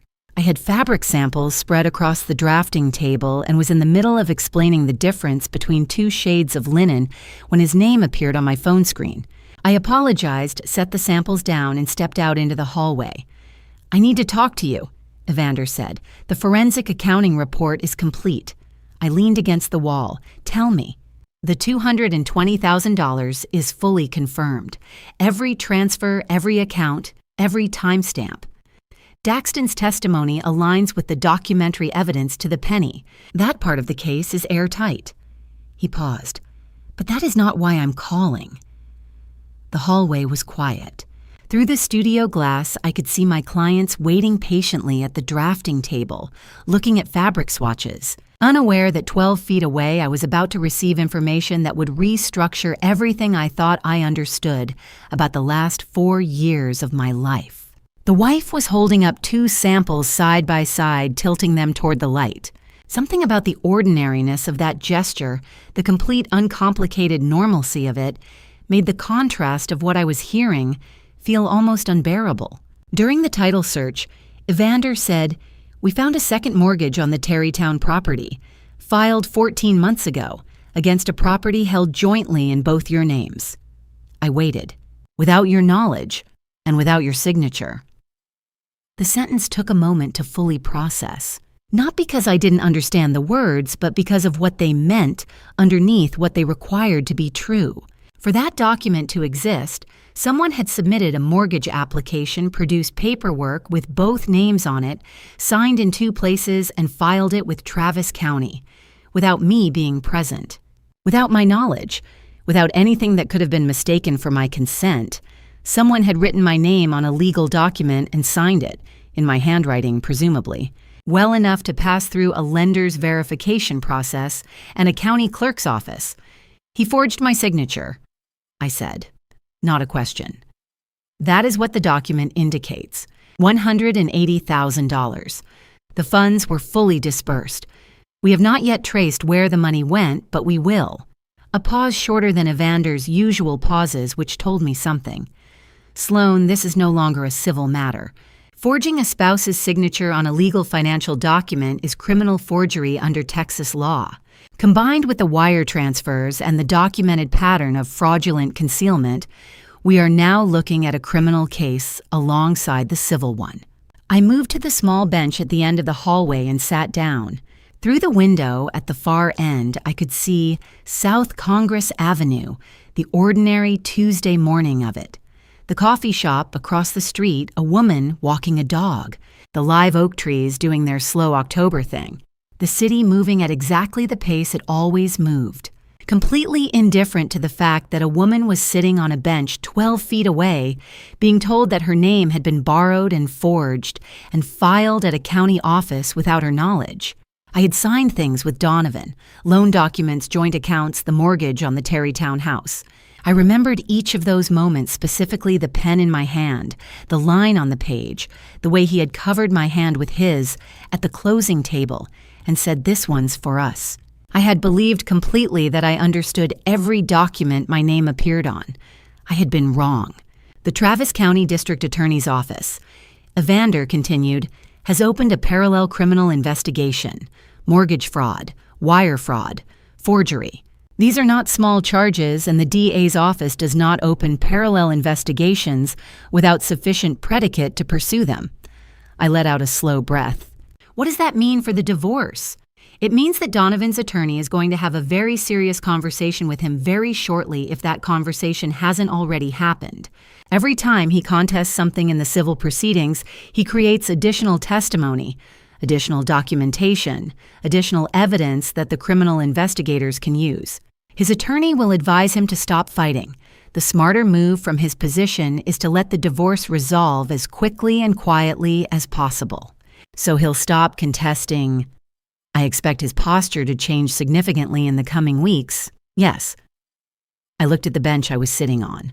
The small frame print on the wall beside me, an abstract piece I'd found at a gallery on East 6th 2 years ago and brought in because the hallway needed something. Warm ochre and pale gray, a composition that had taken me 20 minutes to decide on because I wanted it to feel considered without feeling deliberate. I had chosen everything in this building with intention. Source things, held them up to the light, placed them carefully. The work I did was about making spaces feel honest, like they were exactly what they appeared to be. Nothing hidden in the architecture, no false walls. I'd been doing that for other people's spaces, while the space I lived in had been built on documents I had never seen and signatures that were not mine. Evander. I kept my voice even. How much of what I believed was real actually was a pause, longer than his usual ones. Evander did not pause unless something required it.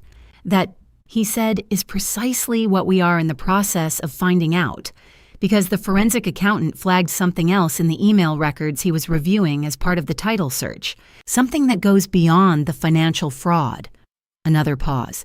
Something that changes the foundational premise of this case. The hallway was very quiet. I need you here tomorrow morning, he said, 8:30, and I need you to be prepared for what I'm going to show you. I didn't ask what it was. The way he said it told me that asking wouldn't make the night between now and then any shorter or any easier to get through. I'll be there, I said. I went back into the studio. My clients were still at the drafting table, still considering the linen samples still in the world, where the most pressing question was the difference between warm ivory and antique white. I sat back down across from them and finished the consultation with the particular discipline of someone who has learned over the past 3 weeks to hold two entirely different realities in the same body at the same time. I answered their questions. I made recommendations. I smiled at the right moments. When they left, they thanked me and said they'd be in touch about the fabric decision. After they left, I sat alone in the studio for a while. 3 weeks ago, I had walked into One Congress Plaza with a bag of Tex-Mex and 2 cold brews, believing I was the kind of woman who still knew how to surprise her husband. I had come out with 41 minutes of recorded evidence, a forensic case that was now supporting a criminal investigation, and the slowly accumulating understanding that almost everything I had believed about my marriage had been architecture built to look like something real from the outside. Hollow all the way through. $220,000, a hidden mortgage for $180,000 more, a forged signature on a legal document that had passed through a lender and a county clerk without anyone calling me to confirm, wire fraud, forgery, a parallel criminal investigation opened by the DA's office, and still apparently one more thing, something Evander had found that was worse than any of the rest. That night, I lay in bed staring at the ceiling of the house that had been used as collateral for a loan I hadn't known existed, whose walls I had chosen, whose furniture I had sourced, whose every corner I had considered and placed and made into something that felt like home. I was not crying. I was not panicking. I was just lying there very still in the particular stillness of someone who has run out of ways to be surprised and is simply waiting for the next thing to arrive. How many layers are there? How much is still underneath? I already had the appointment. 8:30 tomorrow morning, Evander's office. I would have the answer then. And when it came, it would be the one thing in this entire story that I had never considered possible. because it required a version of Donovan I had never allowed myself to imagine. I walked into Evander's office at 9 o'clock the next morning. He didn't offer coffee. He placed a single printed email on the desk and pushed it toward me. I picked it up. It was addressed to an attorney at a firm I didn't recognize, not Evander's firm, a different one somewhere in Dallas. The sender was Donovan. The date was 3 months after our wedding. If my wife receives a commercial real estate transfer from her father during the marriage, what steps would I need to take to position myself for a claim on that asset in a divorce proceeding? I understand it may be classified as separate property under Texas law, but I'd like to understand the exceptions. I read it twice. The words were not complicated. The language was clean professional, the kind of thing you write when you know exactly what you are asking and want the answer in writing. I had read enough legal correspondence over the past 3 weeks to recognize the register, purposeful, specific, no wasted words. 3 months after our wedding, before the honeymoon photographs had come back from the printer, before we had painted the second bedroom or argued about the thermostat or done any of the 10,000 ordinary things that accumulate into something you call a life together. He'd already been planning the exit before we had finished building the entrance. I set the email down and looked at the far wall of Evander's office, the bookshelves, the spines of case files, the morning light through the west-facing window, pale and clean and indifferent. He knew about the property, Evander said. Not a question, a statement, delivered the way Evander delivered everything without adornment. Your father has been in the process of transferring a commercial real estate holding valued at slightly over $2 million. You are his sole heir. Donovan investigated this before he ever approached you. The courtship, the proposal, the wedding, they were a means to an end. He needed to be your husband when the transfer occurred. I did not say anything for a moment. I thought about the first time Donovan had asked me about my father at dinner early in our relationship. The kind of conversation that feels like two people learning each other. He had asked about Gerald's work, about the properties, about what it was like growing up with a father in commercial real estate. I had answered openly the way you answer someone you are beginning to trust.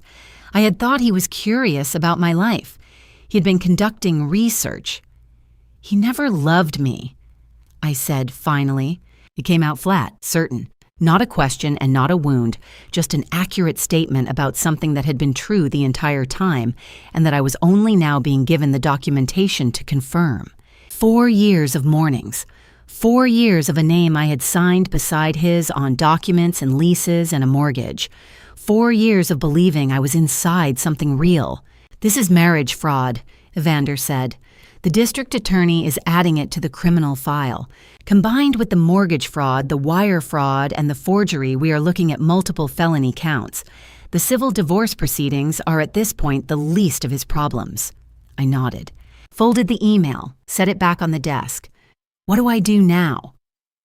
You let me handle the legal machinery, and you go live your life today as much as that's possible. He held my gaze with the same directness he had held it since the first evening I walked into this office with a bag of cold Tex-Mex and 41 minutes of audio. You've done everything right, Sloan. Every single step.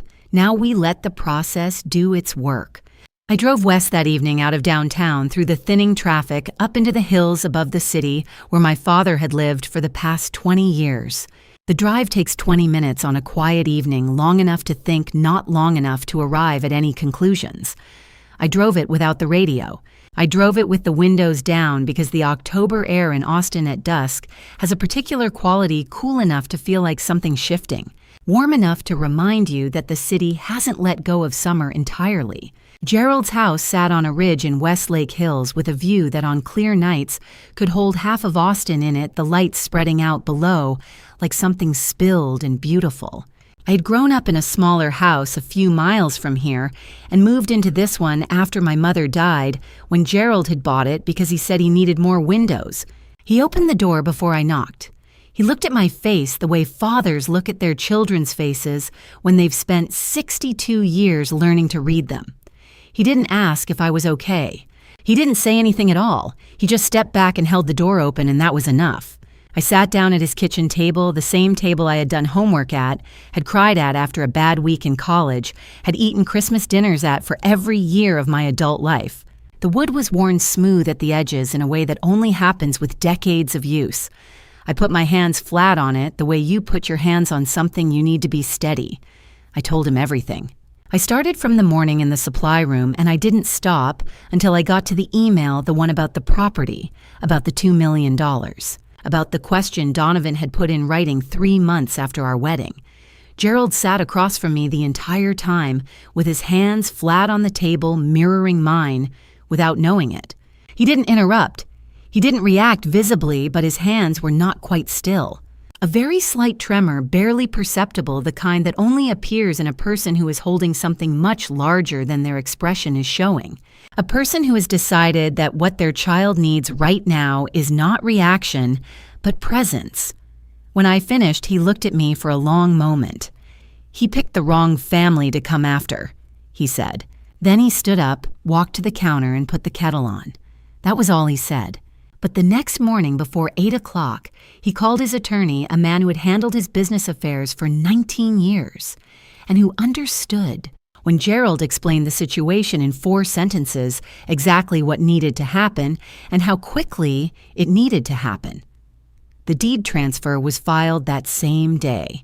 The commercial property, the $2 million holding that Donovan had spent 4 years positioning himself to claim half of, was transferred directly into my name as separate property, recorded at the county clerk's office before noon. By the time Donovan's attorney received notification of the transfer, there was nothing left to contest. Under Texas law, a gift transferred directly to a married person remains that person's separate property. Donovan had no claim. He had never had one. He had simply been waiting for the moment when he would. That afternoon, my phone lit up with a text from Gerald. "Done. It's yours. He can't touch it." 7 words. I sat in my car in the studio parking lot and read them 3 times. Then I sat with them a little longer, the way you sit with something that doesn't need analysis, only acknowledgement. My father had never been a man who talked about love directly. He showed it the way certain people show everything, through action, through reliability, through the particular steadiness of being exactly where he said he would be. In all my years of watching him, I had never seen him move fast. He was a deliberate man, a patient one, the kind of person who takes 20 minutes to decide on a wine and means it. He had filed that paperwork in 4 hours. I put my phone down and looked through the windshield at the studio building. The work I did inside it, the life I was slowly and with considerable damage in the process of rebuilding. I was not alone in it. I hadn't been for a while now. I was only just beginning to fully understand that. The courtroom was still ahead of me. One last room, one last accounting, and every morning I woke up, it was one day closer. 3 days before the decisive hearing, I was driving home from the studio at 10 o'clock at night. Austin was raining, the kind of hard sheeting rain that turns every streetlight into a smear and makes the road look like it's been painted over with something wet and unreliable. I noticed the black truck somewhere around the intersection at Lamar and Barton Springs. Not because it was doing anything wrong, just because it was there the same distance behind me through 2 light changes. I told myself it was nothing. Told myself I was tired and reading shadows into headlights. By the time I turned onto the road that curved up toward Terrytown, it was still there. It happened fast. The truck accelerated, not gradually, but all at once. The way something moves when it's been waiting for a specific moment, and hit the rear quarter panel of my car, hard enough to send me sideways across the wet pavement. I had no time to correct. The car went left, and the live oak at the edge of the curve came through the windshield in my vision like something inevitable. And then the airbag hit me in the face, and the world went white and very loud, and then very quiet. I sat in the silence for a second that lasted longer than a second. Then I heard doors opening. 2 figures in the rain. The headlights of the truck behind them turned them into silhouettes first, and then the light shifted the way it does when someone moves out of direct beams. And I saw their faces through the cracked windshield. Not strangers. Donovan was in a dark jacket standing slightly behind, and to the right, a gas can in his right hand, hanging by his leg like something he hadn't decided what to do with yet. His face, the face I had looked at across dinner tables and woken up next to for 4 years, looked like it belonged to someone I had never met. Drawn. Stripped of the careful composure he maintained in every room he walked into. Vesper Calloway was in front of him.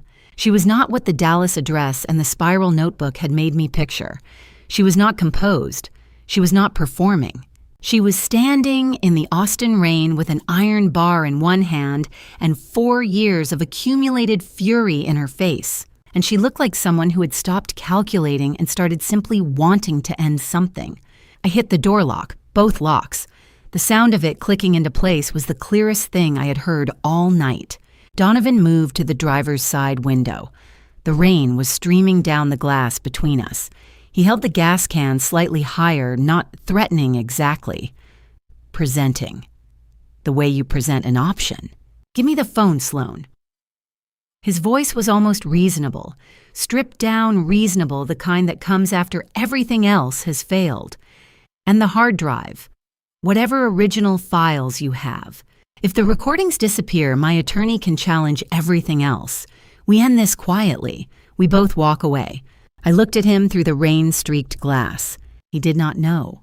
That was the thing that was the particular, almost dizzying irony of standing in a wrecked car in the rain, while my husband held a gas can and asked for files that would not change a single thing. He did not know that there was no original to destroy.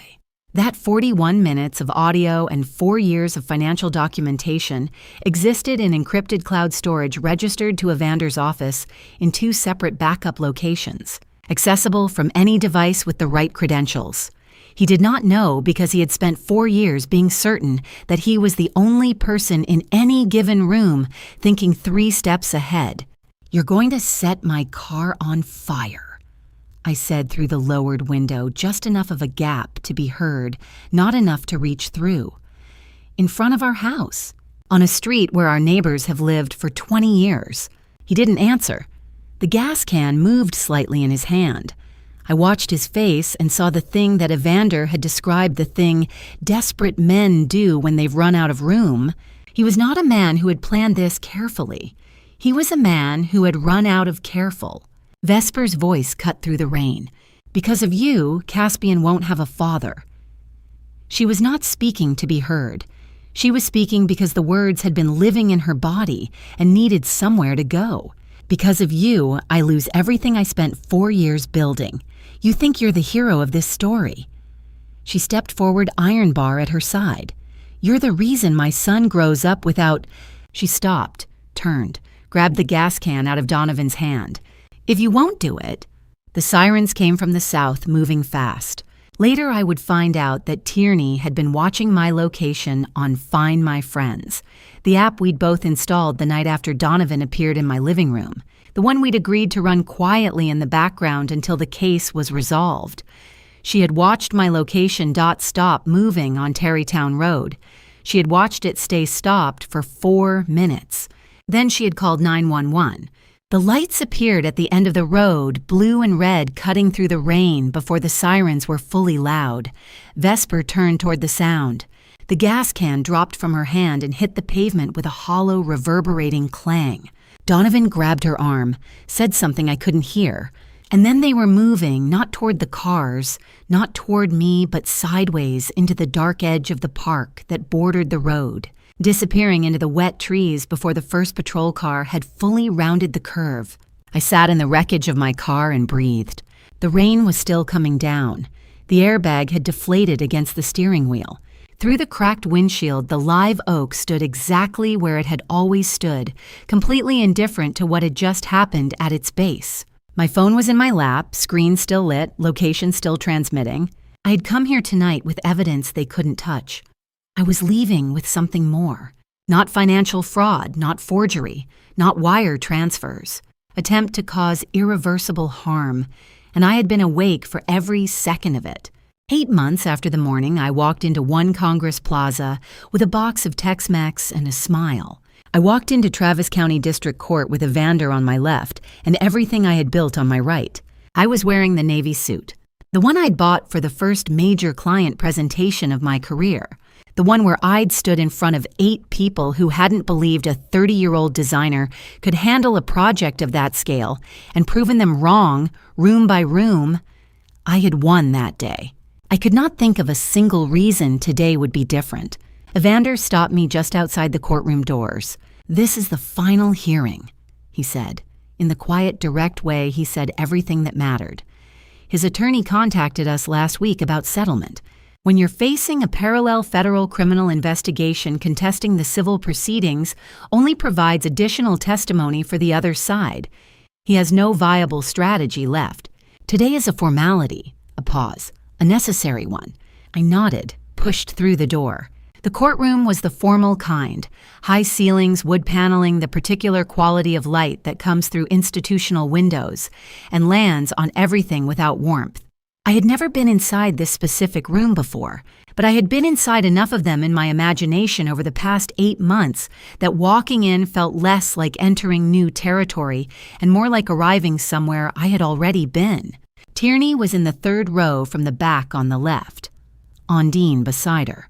And at the end of the row, Gerald, my father, in the dark jacket he wore to things that required his best self, who caught my eye when I turned and gave me a single, slow nod.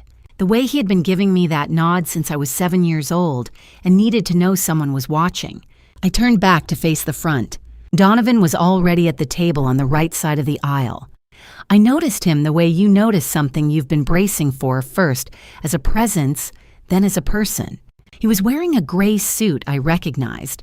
His shoulders were in it differently than they used to be, lower drawn in as though the jacket had been fitted for someone who took up more space. His face, when I saw it in 3/4 profile, was the face of a man who had spent 8 months watching a structure he'd built over 4 years come apart one filing at a time. He did not look in my direction. The proceedings began with the efficiency of a process that has already been decided. Evander presented the case in the methodical, surgical way he did everything.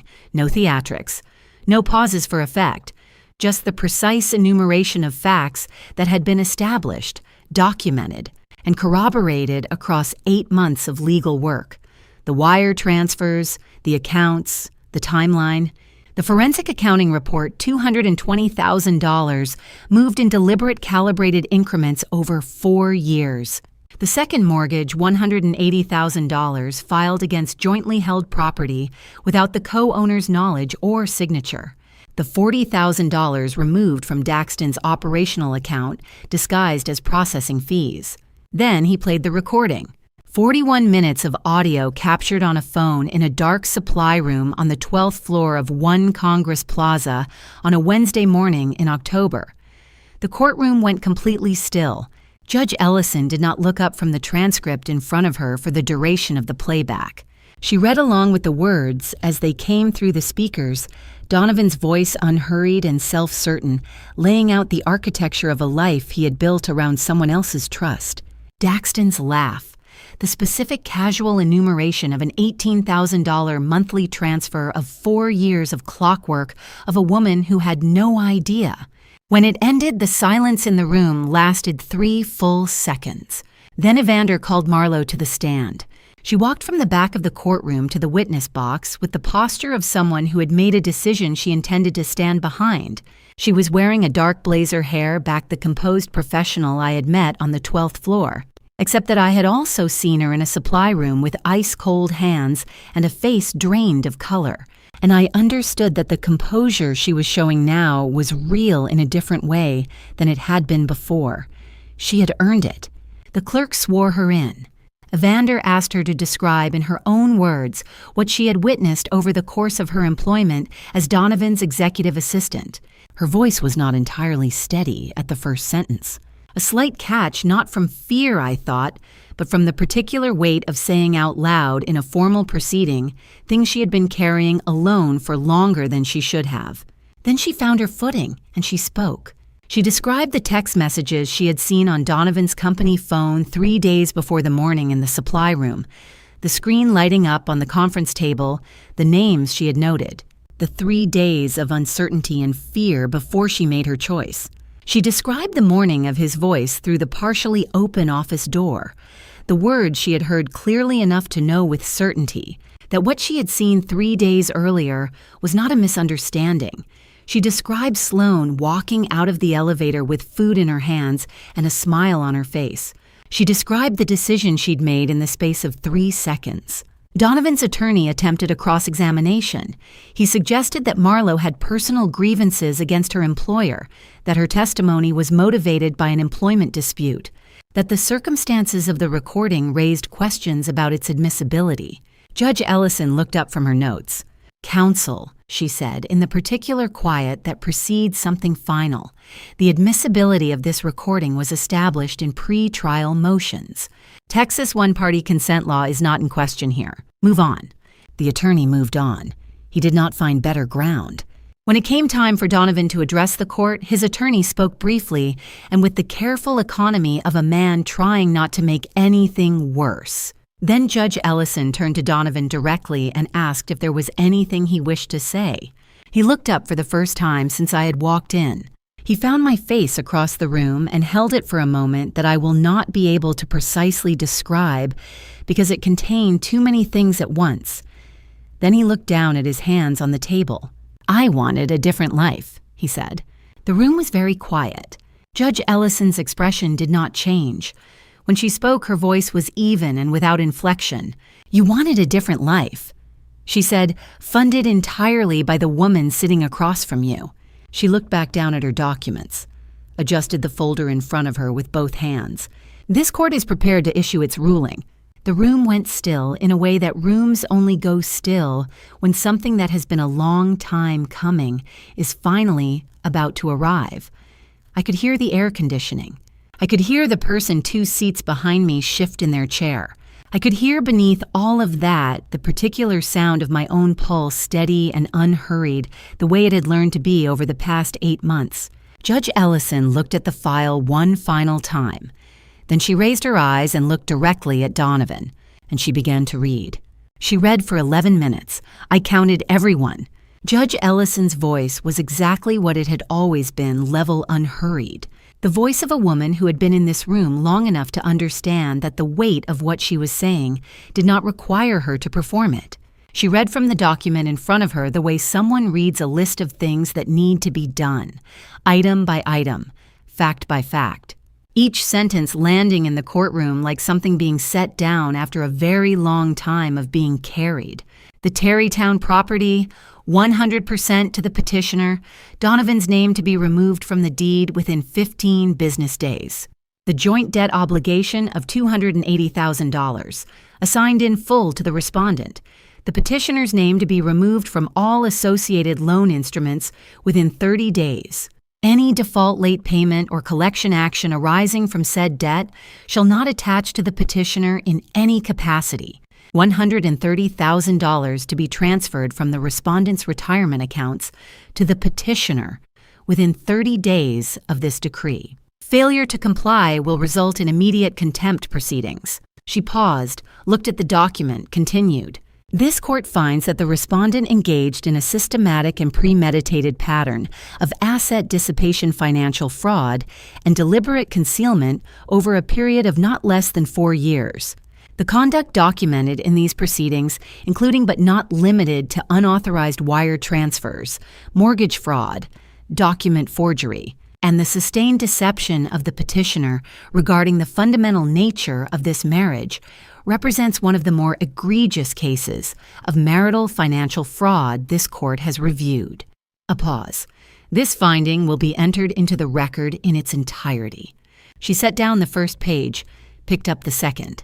Regarding Vesper Calloway, a permanent restraining order is hereby issued. Ms. Calloway is further subject to civil liability findings related to tortious interference with the petitioner's employment and criminal defamation to be addressed in separate civil proceedings. The court notes that additional criminal charges arising from an incident in October of this year are currently being prosecuted in the criminal division. She looked up briefly, not at Donovan, not at me. Just a pause the way a person pauses at the end of a long paragraph. Then she picked up the final page. The respondent's criminal exposure, including mortgage fraud, wire fraud, document forgery, marriage fraud. attempt to cause irreversible harm, and attempted attempt to destroy the vehicle by fire falls outside the jurisdiction of this civil proceeding and will be addressed in the criminal division. The court has been informed that the Travis County District Attorney's Office, in coordination with federal prosecutors, has reached a plea agreement with the respondent. Under the terms of that agreement, the respondent has entered guilty pleas to 4 felony counts. The resulting sentence of 14 years has been accepted by the court. 14 years. The number went through the room without drama. Judge Ellison said it the same way she said everything as a fact in sequence, no more weighted than the line before it. But I felt it land somewhere deep and specific in the place where 4 years of manufactured mornings and empty promises had lived. She set the papers down, looked out at the room for one moment. The marriage is hereby dissolved. This proceeding is concluded. The gavel came down once. Evander turned to me immediately. His hand came to rest briefly on my shoulder, not a gesture he had made before, not something that was in his professional vocabulary, and then he removed it. "Congratulations," he said. "You are officially a free woman." I looked across the room. Tierney had both hands over her mouth. Her shoulders were shaking. In 2 years of friendship, across every crisis and every strategy session and every middle-of-the-night phone call, I had never seen her cry. She was crying now the way people cry when they've been holding something together for a very long time and have just been given permission to put it down. Undine was smiling quiet and certain the way she did everything. And Gerald. My father was standing at the end of the row, perfectly straight, the way he stood at things that required his best self. His eyes were red at the edges. He did not look away from me. I held his gaze for a moment longer than everything else.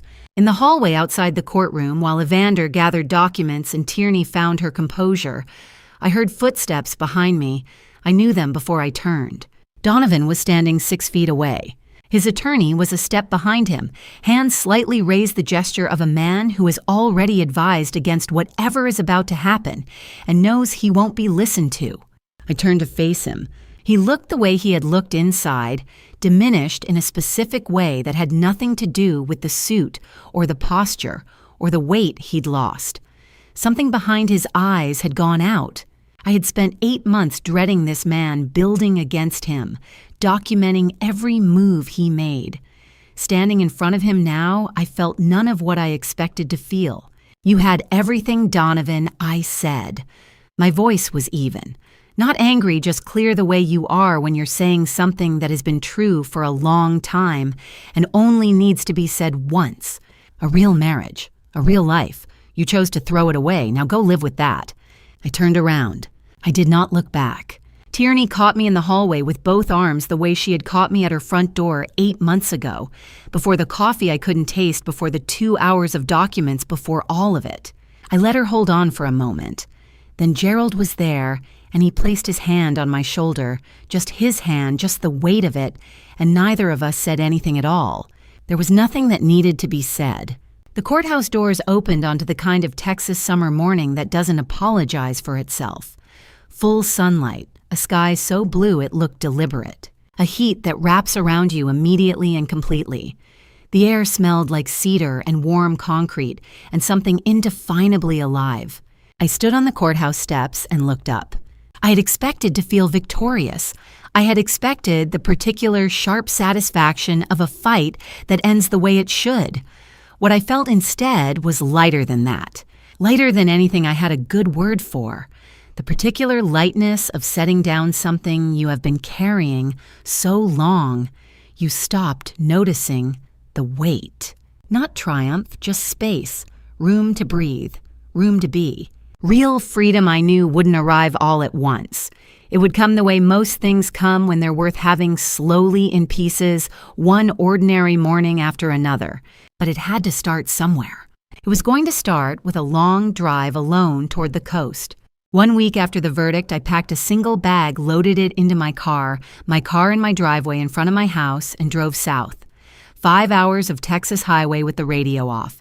Just the road and the flat, heat-hammered landscape opening up around me as Austin fell away in the rearview mirror. I didn't call anyone.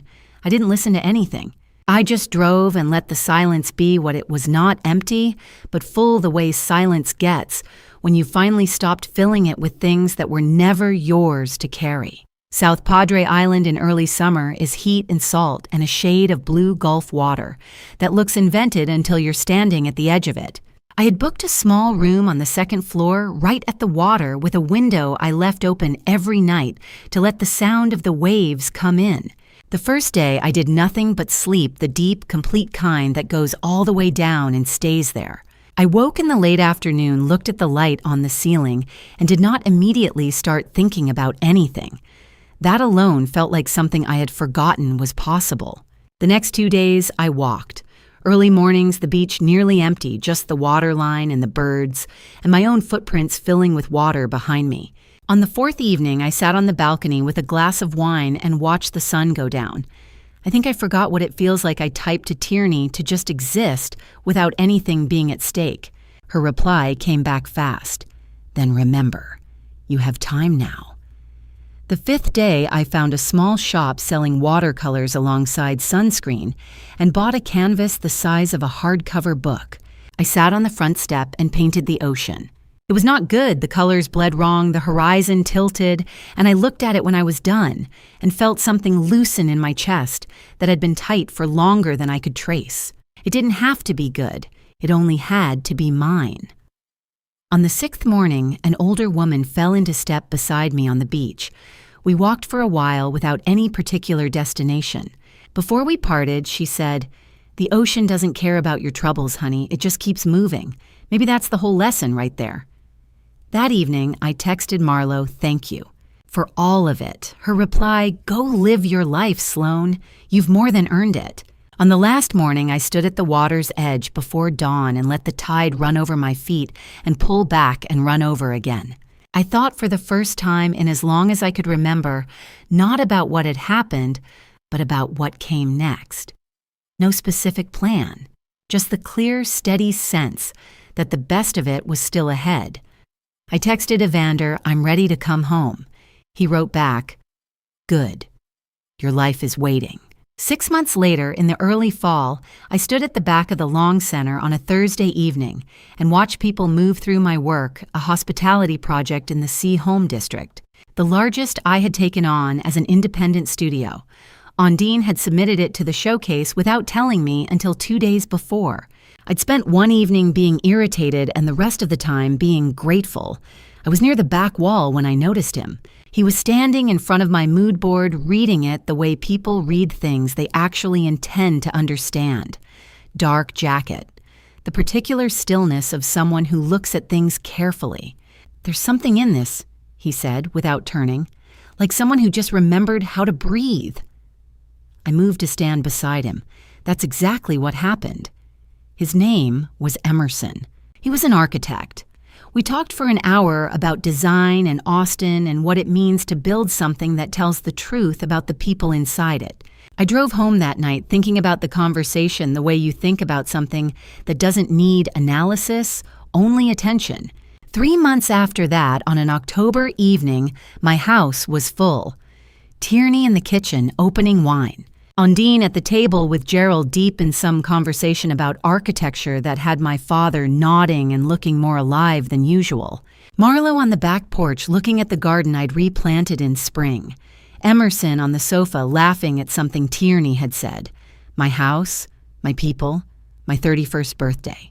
Tierney raised her glass. To the woman who walked into a supply closet and walked out with her whole life back. Everyone laughed. Marlo laughed. Gerald, who did not laugh, easily laughed. Later, after everyone had gone, I sat alone on the back porch in the October dark.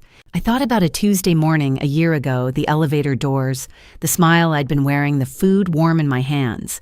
I thought about the recording light, red and small, pulsing in the dark of that storage room.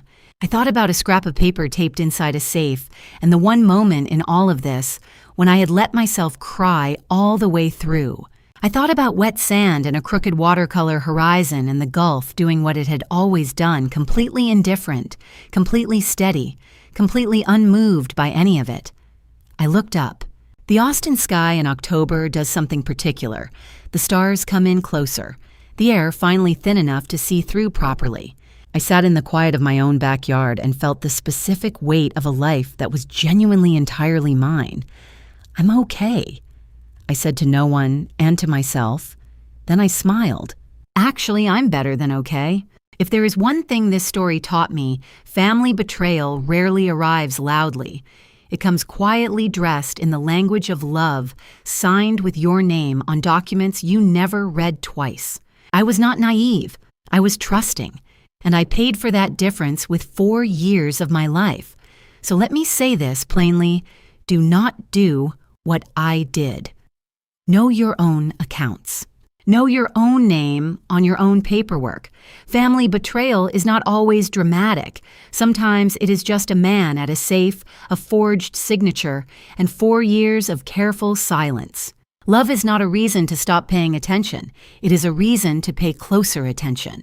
I believe God placed me in that building at exactly that hour, carrying Tex-Mex and good intentions for a reason I could not have planned myself. What the world calls family revenge was never revenge in my heart. It was truth documented and delivered correctly. The pain of family betrayal does not have to be the end of your story. In my experience, it became the beginning of the truest one I ever lived. And what people call family revenge, I call accountability, because that is all it ever really was. The third time I say family revenge, I mean it most clearly. Justice, not anger, is what sets you free. My honest opinion, the most dangerous place you can stand is inside a life where you have stopped trusting your own instincts. If this story stayed with you, leave a comment. Share it. You already know where that button is. Thank you for being here until the very last word. The stories ahead contain fictional elements built for meaningful educational storytelling. If that is not for you, no judgment. Choose what serves you. But if you are staying, I am glad.